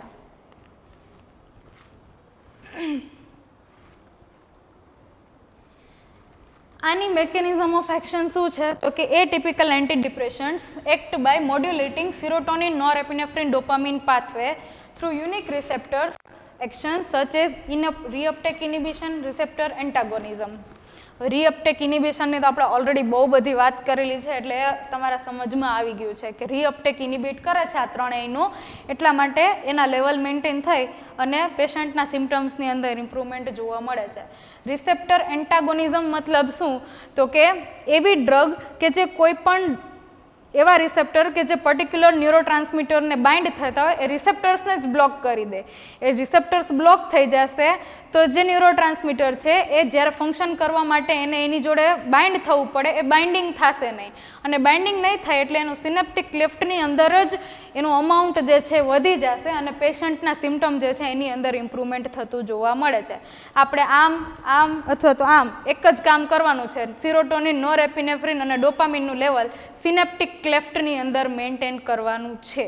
બરાબર, તો આ જે પર્ટિક્યુલર ડ્રગ છે એ રીઅપટેક બી ઇનિબિટ કરે છે, એના રિસેપ્ટર્સને એન્ટાગોનિઝમ બી બતાવે છે અને આ પર ત્રણેય ન્યુરોટ્રાન્સમીટર્સના પાથવે છે એની અંદર ચેન્જ કરી અને એના અમાઉન્ટની અંદર ઇન્ક્રીઝ કરી અને પેશન્ટના જે ડિપ્રેસિવ સિમ્ટમ્સ છે એને ટ્રીટ કરવાની અંદર હેલ્પ કરશે. નેક્સ્ટ જુઓ એની કોન્ટ્રાઇન્ડિકેશન્સ. બધી જ ડ્રગની કોન્ટ્રાઇન્ડિકેશન, ક્યારે આ બધી ડ્રગ ના આપવી જોઈએ. હવે પહેલું છે એસએસઆરઆઈ અને એસએનઆરઆઈઝ. એસએસઆરઆઈ અને એસએનઆરઆઈઝ માટે do not combine with MAOI because કે એ કેસમાં સિરોટોનિન સિન્ડ્રોમ જોવા મળે, કારણ કે મોનોઅમાઇન ઓક્સિડેઝ જો ઇનિબિટ થઈ જશે તો ડોપામિનનું લેવલ વધી જશે, સિરોટોનિનનું લેવલ વધી જશે અને આપણે એસએસઆરઆઈ અને એસએનઆરઆઈમાં બી સિરોટોનિનનું લેવલ વધારીએ છીએ. જો બંને બાજુથી આપણે સિરોટોનિનનું લેવલ વધારશું તો સિરોટોનિન સિન્ડ્રોમ જોવા મળશે. એટલા માટે આ ડ્રગ જે છે જ્યારે એમએઓઆઈ ચાલતી હોય ત્યારે કોન્ટ્રાઇન્ડિકેટ કરવામાં આવે છે. બીજું છે ટીસીએસ. ટીસીએસમાં શું તો કે કાર્ડિયાક કંડક્શન ડિફેક્ટ. શું કામ તો કે સોડિયમ ચેનલ બ્લોક થવાના લીધે ઓલરેડી કાર્ડિયાક ઇલેક્ટ્રિકલ એક્ટિવિટી આપણે સ્લો થતી હતી. બરાબર, એ જગ્યાએ બીકોઝ કે એ બીજા રિસેપ્ટર્સને બી બ્લોક કરતું હતું જેવા કે સોડિયમ ચેનલ. હવે સોડિયમ ચેનલ બ્લોક થવાના લીધે ઓલરેડી કાર્ડિયાક એક્ટિવિટી સ્લો થતી હતી. એવા કેસમાં જો પેશન્ટને ઓલરેડી કાર્ડિયાક કંડક્શનના ડિફેક્ટ હોય તો તમે આ મેડિકેશન આપી અને એની પ્રોબ્લેમ્સમાં વધારો કરી શકો નહીં. ધેટ્સ વાય જે પેશન્ટને કાર્ડિયાક કંડક્શનના પ્રોબ્લેમ છે એને બી તમે આ બધી એન્ટીડિપ્રેસિવ મેડિકેશન જે છે અથવા તો ટીસીએસ પર્ટિક્યુલરલી ના આપી શકો. બીજું છે ગ્લુકોમા. નાવ વાય ગ્લુકોમા. તો ગ્લુકોમા બેઝિકલી એક એવી કન્ડિશન છે કે જેમાં પેશન્ટનું ઇન્ટ્રાઓક્યુલર પ્રેશર વધારે જોવા મળે. શું જોવા મળે તો કે આઈઓપી, ઇન્ટ્રાઓક્યુલર પ્રેશર વધારે જોવા મળે. હવે આ ટીસીએસ જે વધારાના રિસેપ્ટર્સ બ્લોક કરે છે ને એમાં એક રિસેપ્ટર આપણે જોયું હતું M1, યાદ છે? ઓકે, આ M1 રિસેપ્ટર્સ મતલબ કે એસિટાઇલકોલાઇનનું રિસેપ્ટર. એસિટાઇલકોલાઇન શું છે તો કે રેસ્ટ ડાયજેસ્ટ પેરાસિમ્પેથેટિક નર્વસ સિસ્ટમનો એક ઇમ્પોર્ટન્ટ પાર્ટ છે કે જે તમારી પ્યુપિલ કોન્સ્ટ્રિક્શન, મેં તમને એવું કીધું હતું યાદ છે, સલાઇવેશન, ડાયજેશન, બ્લેડર કંટ્રોલ અને પ્યુપિલ કન્સ્ટ્રિક્શન માટે રિસ્પોન્સિબલ છે. તો પેલી ત્રણેય વસ્તુની વાત તો આપણે કરી લીધી. હવે એ શું કરશે તો કે પ્યુપિલ કન્સ્ટ્રિક્શન માટે રિસ્પોન્સિબલ રિસેપ્ટર જે છે આ કે જ્યારે આઈઝમાં પ્રેઝન્ટ હશે અને એસિટાઇલકોલાઇનનું અમાઉન્ટ નોર્મલ હશે તો તમારે આ જે પ્યુપિલ છે એ બ્રાઇટ લાઇટના અકોર્ડિંગ કન્સ્ટ્રિક્ટ ડાયલેટ થાય છે. તો કન્સ્ટ્રિક્ટ થવા માટે M1 રિસેપ્ટર્સ જે છે ઇમ્પોર્ટન્ટ છે. હવે એ આ ટીસીએસ શું કરશે તો આ રિસેપ્ટરને કેવા કરી દેશે? બ્લોક કરી દેશે.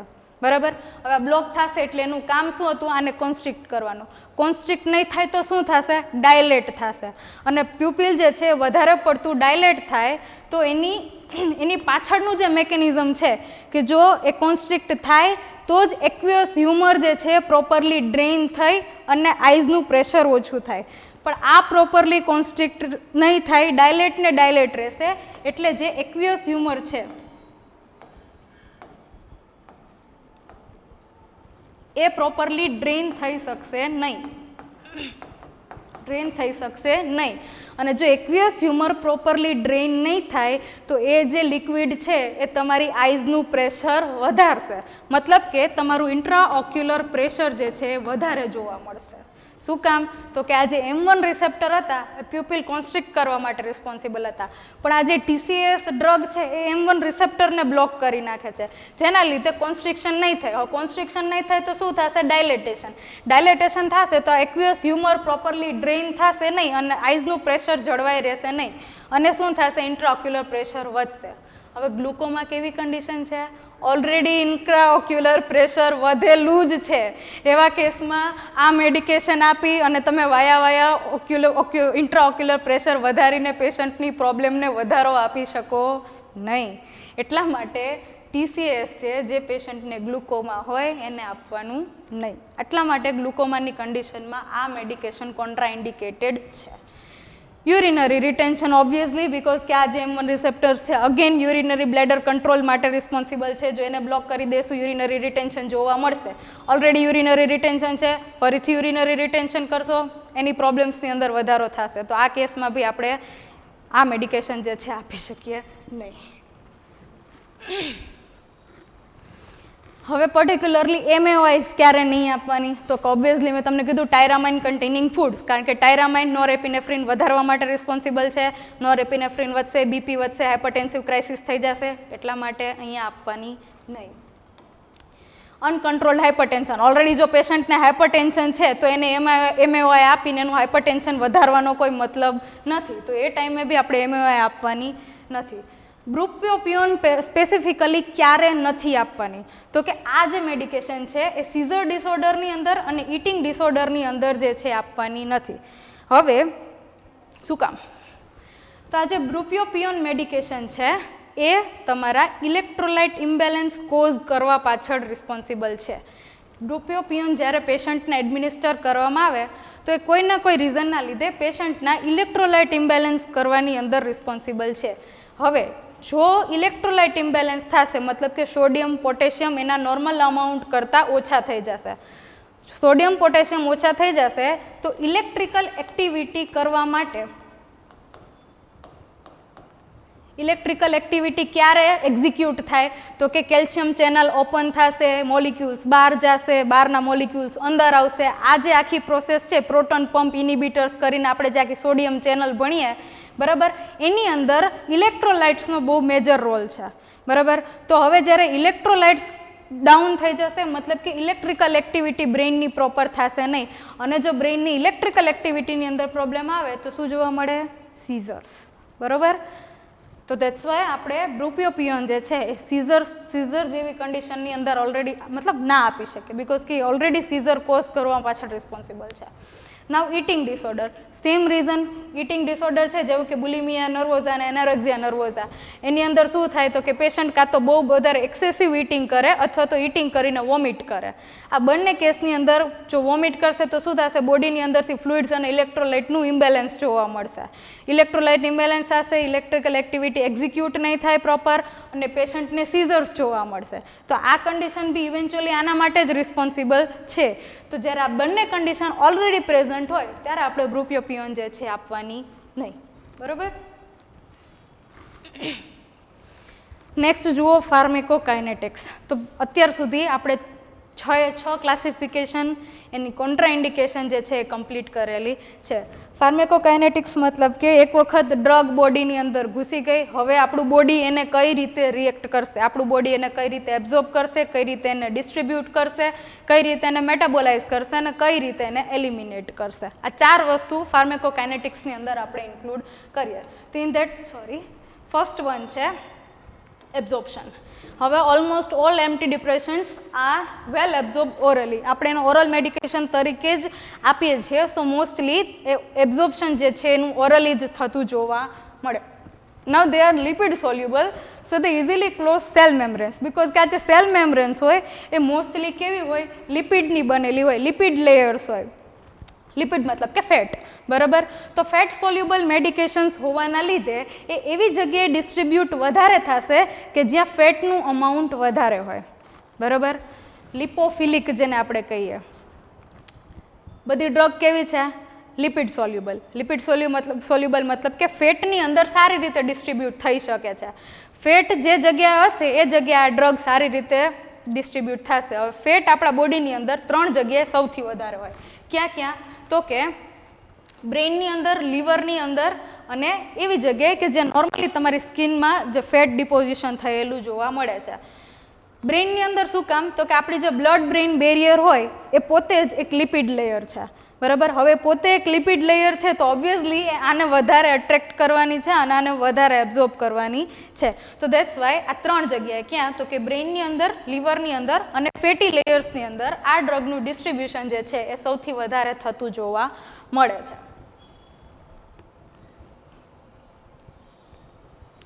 નેક્સ્ટ એનું મેટાબોલિઝમ. ઓલમોસ્ટ એવરી ડ્રગ જે છે એ હાઈલી લીવરની અંદર જ એનું મેટાબોલિઝમ થતું જોવા મળે. કયા? તો કે હવે એને મેટાબોલાઇઝ કરવા માટેનું સ્પેસિફિક CYP450 નામનું જે એન્ઝાઇમ છે એ લીવરના મેટાબોલિઝમ માટે, લીવરની અંદર એન્ટીડિપ્રેશન્ટ્સના મેટાબોલિઝમ માટે રિસ્પોન્સિબલ છે. તો એનું જે કમ્પ્લીટ મેટાબોલિઝમ જે છે લીવરની અંદર થતું જોવા મળશે. અને હવે ઇવેન્ચ્યુઅલી ડ્રગ તમારી જો બ્લડ સ્ટ્રીમમાં હશે તો ઇવેન્ચ્યુઅલી કિડનીના મારફતે ફિલ્ટર થઈને જ એક્સક્રીટ આઉટ થવાની છે. તો એનું જે એક્સક્રીશન જે છે એ કિડનીના મારફતે એઝ અ મેટાબોલાઇટ્સ, મતલબ કે મેટાબોલિઝમ થયા પછી જે પ્રોડક્ટ બચે ને એને આપણે મેટાબોલાઇટ્સ કહીએ. તો એ મેટાબોલાઇટ્સ જે છે એ કિડનીની મારફતે તમારી બોડીમાંથી એક્સક્રીટ આઉટ થશે. તો બેઝિકલી એબ્ઝોર્પ્શન, ડિસ્ટ્રીબ્યુશન, મેટાબોલિઝમ અને એક્સક્રીશન. એબ્ઝોર્પ્શન એનું ઓરલી થશે, ડિસ્ટ્રીબ્યુશન એનું ફેટ, લીવર અને બ્રેઇનની અંદર જોવા મળશે, મેટાબોલિઝમ એનું લીવરની અંદર જોવા મળશે અને એક્સક્રીશન જે છે એનું કિડનીના મારફતે જે થતું જોવા મળશે. હવે આ જે મેડિકેશન છે એન્ટી ડિપ્રેશન્ટ મેડિકેશન્સ, આનો બધીનો હાફ લાઈફ જે છે એ બહુ લોંગ હોય, લાઈક ઓલમોસ્ટ 18 to 36 hours. કે અડધી ડ્રગ તમારી બોડીમાંથી નીકળતા એને 18 થી 36 કલાક થશે. તો આના જે ડોઝ હશે એ બહુ જ લોંગ, મતલબ કે ઓછા હશે. બહુ લોંગ ટર્મ પછી ફરીથી તમારે મેડિકેશન એડમિનિસ્ટર કરવાની નીડ રહેશે. આમાંની જે ફ્લુઓક્ઝેટાઇન મેં તમારી જોડે ડિસકન્ટિન્યુએશન સિન્ડ્રોમમાં વાત કરેલી હતી કે ફ્લુઓક્ઝેટાઇન પર્ટિક્યુલર મેડિકેશનના કેસમાં ડિસકન્ટિન્યુએશન સિન્ડ્રોમનું રિસ્ક ઓછું હોય. શું કામ? કારણ કે આની સૌથી વધારે કેટલી? તો કે 2 થી 4 દિવસની હાફ લાઈફ જોવા મળે. ઓલમોસ્ટ મોર દેન 72 hours. બરાબર. તો આની હાફ લાઈફ જે છે સૌથી વધારે મોટી, લોંગેસ્ટ ઓલમોસ્ટ 2 to 4 daysની જે હાફ લાઈફ જે છે ફ્લુઓક્ઝેટાઇનની જોવા મળે. અને આ વસ્તુ બી કોમ્પિટિટિવ લેવલ ઉપર ઇમ્પોર્ટન્ટ છે. બરાબર. તમને 4 મેડિકેશનના નામ આપી દેશે અને પૂછશે કે આમાંથી સૌથી લોંગેસ્ટ હાફ લાઈફ કોની છે, તો તમારે આંખો બંધ કરીને એક નામ યાદ રાખી લેવાનું છે, દેટ ઇઝ ફ્લુઓક્ઝેટાઇન. બરાબર. લાસ્ટ જુઓ, nursing responsibilities. Suicidal risk before starting therapy. હવે પેશન્ટ જે છે ઓલરેડી ડિપ્રેસિવ સ્ટેટમાં હશે તો જ આપણે એને એન્ટી ડિપ્રેસિવ મેડિકેશન્સ જે છે આપીએ છીએ. તો આ કેસની અંદર પેશન્ટનું સુસાઇડલ રિસ્ક કેટલું છે એ જોઈ અને આ મેડિકેશન સ્ટાર્ટ કરવાની છે. બિકોઝ પર્ટિક્યુલરલી ગમે તે ક્લાસની મેડિકેશન તમે આપો એના સાઇડ ઇફેક્ટ્સ એવા પ્રોડ્યુસ થશે કે પેશન્ટનું જે સ્ટેટ ઓફ માઇન્ડ છે એને અલ્ટર કરવા માટે રિસ્પોન્સિબલ છે. Next, educate patient that effect appear after 2 to 4 weeks or 2 to 6 weeks. આપણે પહેલાં જ જોયું કે આની જે થેરાપ્યુટિક ઇફેક્ટ જે છે બહુ ડિલે થતી જોવા મળે. ઓલમોસ્ટ 2 to 6 વીક પછી ક્લિનિકલ ઇમ્પ્રુવમેન્ટ જોવા મળે.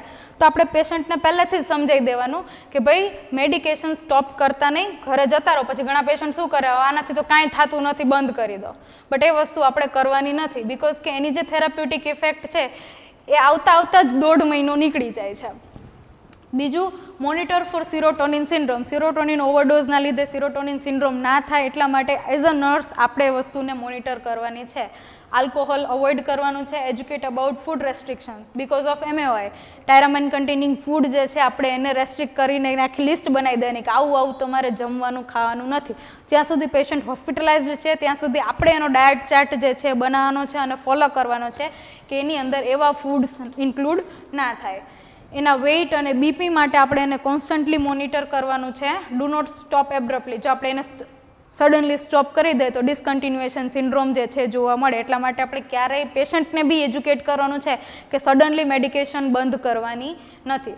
અને એન્કરેજ ફોર એડરન્સ મતલબ કે મેડિકેશનને સ્ટિક થતા રહો, તમને ફરક દેખાશે, પણ મેડિકેશન જે છે કન્ટિન્યુ કરો, એને ઇમિડિયેટલી ક્યારેય સ્ટોપ કરો નહીં. બરાબર.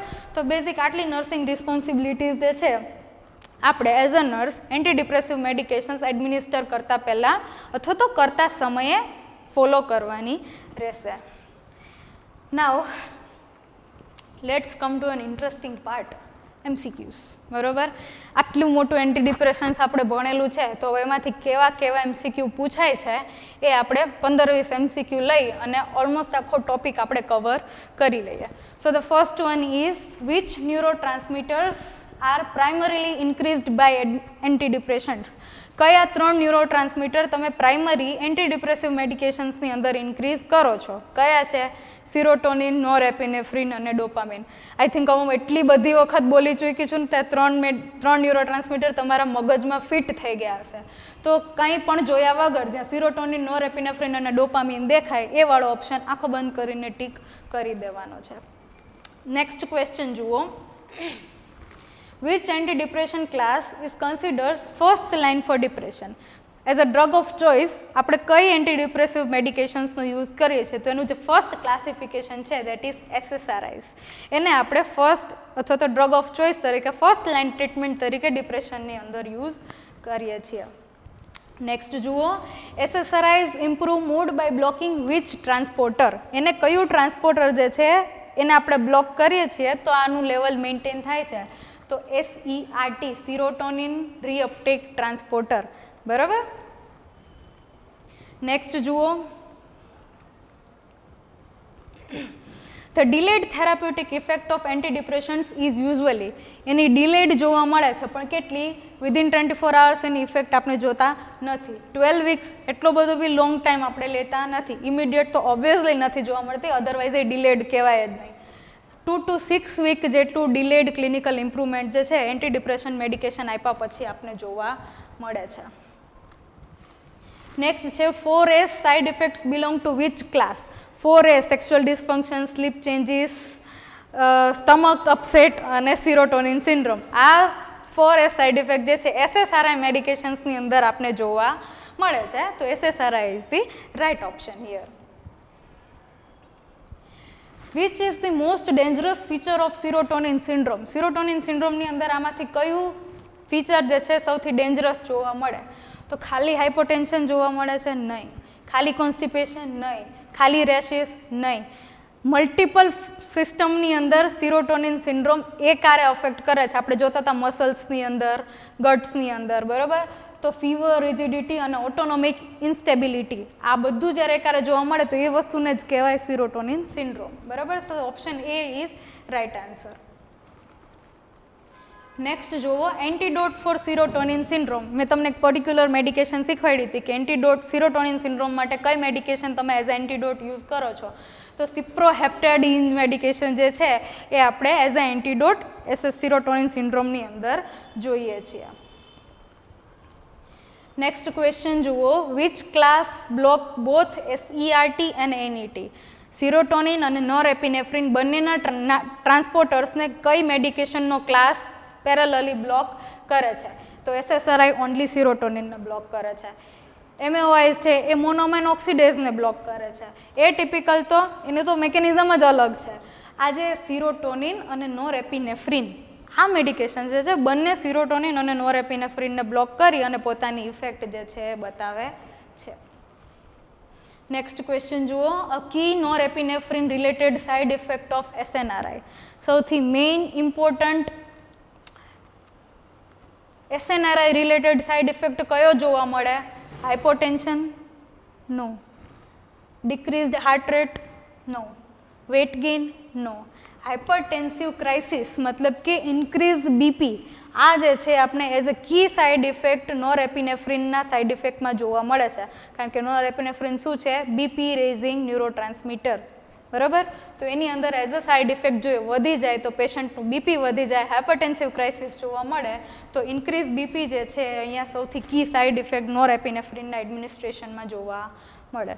Now, which antidepressants has the lowest discontinuation syndrome risk? તો જેની હાફ લાઈફ સૌથી વધારે, એના સડન સ્ટોપ ઉપર ડિસકન્ટિન્યુએશન સિન્ડ્રોમનું રિસ્ક ઓછું. કઈ પર્ટિક્યુલર મેડિકેશન મેં તમને કીધી હતી? ફ્લુઓક્ઝેટાઇન. આ એક પર્ટિક્યુલર મેડિકેશન તમે મગજમાં ફિટ બેસાડી દો કે ગમે તેટલા તમને વિચિત્ર ડ્રગના નામ આપેલા હોય, આપણે એમાંથી ગોતવાની છે ફ્લુઓક્ઝેટાઇન. ફ્લુઓક્ઝેટાઇન મેડિકેશન જે છે એની હાફ લાઈફ સૌથી વધારે હોય, લાઈક 2 to 4 days. એટલા માટે એ બોડીની અંદર લાંબા સમય માટે રહેવાના કારણે ડિસકન્ટિન્યુએશન ઉપર એના સાઇડ ઇફેક્ટ સૌથી ઓછા જોવા મળે છે. નેક્સ્ટ જુઓ, વાય આર TCAs કોલ્ડ ટ્રાયસાયક્લિક. મેં તમને કીધું હતું ટ્રાયસાયક્લિક એન્ટીડિપ્રેશન્સ એનું નામ છે, તો એ ટ્રાયસાયક્લિક શું કામ કહેવામાં આવે? તો પહેલું છે એના 3 મિકેનિઝમ્સ છે? નહીં. 3 ન્યુરોટ્રાન્સમીટર્સને વર્ક કરે છે? નહીં. 3 રિંગ કેમિકલ સ્ટ્રક્ચર છે, એટલા માટે એને ટ્રાયસાયક્લિક નામ આપવામાં આવેલું છે. બરાબર. નેક્સ્ટ જુઓ, which TCAs receptor blockage causes anticholinergic effect. TCAs જે વધારાના 3 રિસેપ્ટર્સ બ્લોક કરતી હતી, એમાંથી કયું રિસેપ્ટર બ્લોક થવાના લીધે એન્ટીકોલિનર્જિક ઇફેક્ટ જોવા મળે છે? તો આની અંદર તમને શું લાગે છે, કયું છે? H1 તો એ તો હિસ્ટામાઇન માટે છે. આ આલ્ફા 1 તો વાઝોકોન્સ્ટ્રિક્શન માટે રિસ્પોન્સિબલ છે. આ તો પોતે જ સિરોટોનિન છે. તો M1 રિસેપ્ટર જે એસિટાઇલ કોલાઇનનું રિસેપ્ટર છે, એ જ્યારે બ્લોક થાય તો એન્ટીકોલિનર્જિક સાઇડ ઇફેક્ટ જે છે એ જોવા મળે.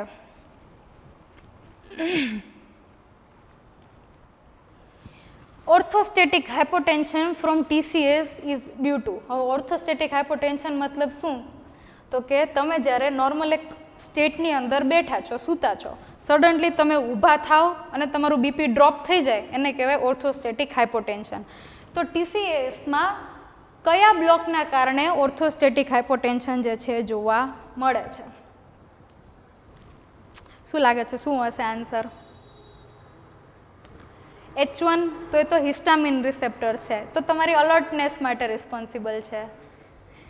ઓકે, આલ્ફા 1 જે છે એ વાઝો કોન્સ્ટ્રિક્શન માટે રિસ્પોન્સિબલ છે.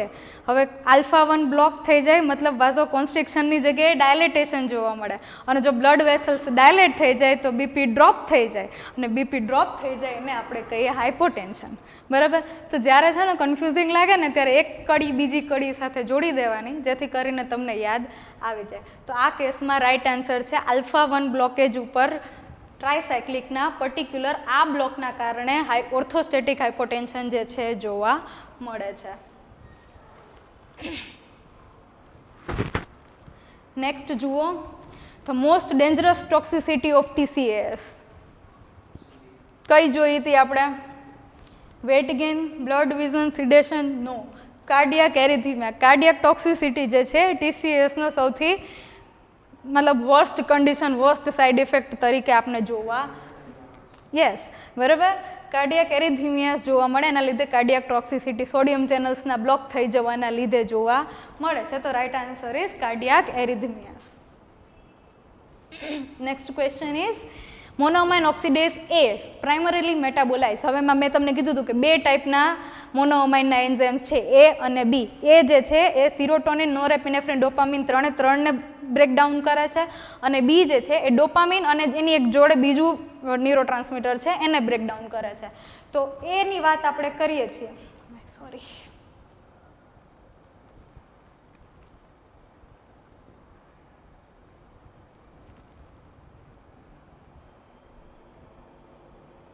ઓકે, તો આપણે વાત કરીએ છીએ એની. તો એક ડોપામિન ઓનલી? નો. ગ્લુટામેટ તો એની તો કંઈ જિક્ર જ નથી એન્ટીડિપ્રેસન્ટ્સની અંદર. સિરોટોનિન, નોરેપિનેફ્રિન અને ડોપામિન, આ 3 ન્યુરોટ્રાન્સમીટર્સને જે છે મોનોઅમાઇન A નામનું જે એન્ઝાઇમ છે એ બ્રેકડાઉન કરે છે. બરાબર. અને ગાબાનો બી આપણે ક્યાંય એન્ટીડિપ્રેસન્ટ્સની અંદર ઉલ્લેખ કરેલો નથી. નેક્સ્ટ જુઓ, consuming tyramine while taking MAOI. MAOI medication ચાલતી હોય ને તમે ટાયરામાઇન કન્ટેનિંગ ફૂડ કન્ઝ્યુમ કરો છો, તો આમાંથી તમને શું જોવા મળે? હાઇપોથર્મિયા જોવા મળે? ના. બ્રેડિકાર્ડિયા જોવા મળે? નહીં. હાઇપોટેન્શન જોવા મળે? નહીં. હાઇપરટેન્સિવ ક્રાઇસિસ, આ એક વર્ડને મગજમાં ફિટ બેસાડી દેવાનો કે મોનોઅમાઇન ઓક્સિડેઝ ઇનિબિટર્સ ચાલતી હોય એના સાઇડ ઇફેક્ટમાં તમને હાઇપરટેન્સિવ ક્રાઇસિસ જોવા મળે. ક્યારે? જ્યારે તમે ટાયરામાઇન કન્ટેનિંગ ફૂડ કન્ઝ્યુમ કરો ત્યારે. બરાબર. નેક્સ્ટ જુઓ, which food must be avoided with MAOI.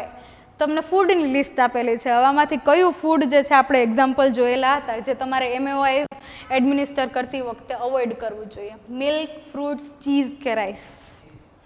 Obviously cheese, બરાબર. હા, એક્ઝેક્ટલી બરાબર. તો એને આપણે ચીઝી જે ફૂડ છે એને અવોઇડ કરવા માટે જ કહીએ છીએ. તો ઇન ધેટ કેસ ચીઝ જે છે એ અવોઇડ કરવા માટે આપણે એને કહેવાનું છે. Next question, combining SSRI with MAOIs may result in. જો તમે MAOI ને SSRI હારે કમ્બાઈન કરો તો શું જોવા મળે? હાઇપોગ્લાયસેમિયા જોવા મળે. તો આવો તો કોઈ શબ્દ જ આપણે આખા લેક્ચરમાં ડિસ્કસ કરેલો નથી. Sorry. Hypoglycaemia no. Neuroleptic malignant syndrome. તો neuroleptic malignant syndrome is a side effect, but આ બંનેનો નહીં, એન્ટીસાયકોટિક મેડિકેશનનો સાઇડ ઇફેક્ટ છે ન્યુરોલેપ્ટિક મેલિગ્નન્ટ સિન્ડ્રોમ, જે એક્સ્ટ્રા પિરામિડલ સિમ્ટમ્સની અંદર one of the extra pyramidal symptom તરીકે આ વસ્તુ જોવા મળે છે. Tardive dyskinesia is also an EPS, extra pyramidal symptom, જે એન્ટીસાયકોટિકના સાઇડ ઇફેક્ટ તરીકે જોવા મળે છે. આપણી મતલબની વસ્તુ છે સિરોટોનિન સિન્ડ્રોમ, બરાબર, કે જે એન્ટીડિપ્રેશન્સ, MAOI, SSRI આવા શબ્દ એક સરખા દેખાતા હોય, મતલબ તમારે એ વસ્તુને લિંક કરી લેવાની છે. સિરોટોનિન સિન્ડ્રોમ જોવા મળે બિકોઝ કે MAOI બી સિરોટોનિનનું લેવલ ઇન્ક્રીઝ કરશે અને SSRI બી સિરોટોનિનનું લેવલ જે છે ઇન્ક્રીઝ કરે છે. નેક્સ્ટ જુઓ, એન્ટીડિપ્રેશન્સ વિથ લોંગેસ્ટ હાફ લાઈફ. કઈ ડ્રગની સૌથી હાફ લાઈફ સૌથી વધારે છે? સર્ટ્રાલિન, ડ્યુલોક્ઝેટાઇન, ફ્લુઓક્ઝેટાઇન કે મિટ્રેઝેપાઇન? ફ્લુઓક્ઝેટાઇન, બરાબર. ફ્લુઓક્ઝેટાઇન મેડિકેશન 2 to 4 days. આ બી યાદ રાખી લેવાનું. સૌથી લોંગેસ્ટ હાફ લાઈફ છે ફ્લુઓક્ઝેટાઇનની, દેટ ઇઝ 2 to 4 days. અને એન્ટીડિપ્રેશન્સમાંની સૌથી લોંગેસ્ટ હાફ લાઈફવાળી મેડિકેશન જે છે. And the last question, abrupt stoppage of paroxetine leads to. તો abrupt stoppage ઉપર જ આપણે વિચાર લેવું કે ડિસકન્ટિન્યુ કરવાની વાત કરે છે. પછી પાછળ મેડિકેશનનું નામ ભલે ગમે તે લખેલું હોય, abrupt સ્ટોપ કરવું મતલબ કે એને સડનલી ઇમિડિયેટલી સ્ટોપ કરી દેવું. તો એવા કેસમાં શું જોવા મળે? હાઇપરટેન્શન જોવા મળે, ડાયરિયા જોવા મળે, પ્રિયાપિઝમ જોવા મળે? ના. ડિસકન્ટિન્યુએશન સિન્ડ્રોમ જોવા મળે. મતલબ ડિસકન્ટિન્યુ કરવાને જ આપણે એબ્રપ્ટલી સ્ટોપ કરવું કહીએ, બરાબર. તો ઓલમોસ્ટ હરેક ટોપિકમાંથી આપણે MCQ જે પોસિબલી નીકળી શકતો હતો એ કાઢી અને આખા ટોપિકને કવર કરી લીધેલો છે. આઈ હોપ સો તમને એન્ટીડિપ્રેસન્ટ્સ, એન્ટીડિપ્રેસિવ મેડિકેશન્સ, એના ક્લાસિફિકેશન્સ, એના કોન્ટ્રાઇન્ડિકેશન્સ, એની ફાર્મેકોકાઇનેટિક્સ અને એના side effects, nursing responsibilities including બહુ સારી રીતે સમજાઈ ગયેલા હશે. આઈ હોપ હવે એન્ટીડિપ્રેશન્સમાંથી ગમે તે ક્વેશ્ચન આવે તમે એને બહુ સારી રીતે ટીક કરીને રાઇટ આન્સર લાવી શકશો. આવા જ સરસ વિડીયોઝ, સરસ નોલેજ અને એક્સાઇટિંગ ઇન્ફોર્મેશન્સ માટે માય નર્સિંગ એકેડમી સાથે જોડાયેલા રહો. આગળ આપણે થેરાપ્યુટિક મોડેલિટીઝની અંદર બીજા ઘણા બધા મેડિકેશન્સ જે છે કવર કરવાના છે. તો અમારી સાથે જોડાયેલા રહો અને જ્ઞાનનો ભંડાર મેળવતા રહો. Thank you so much.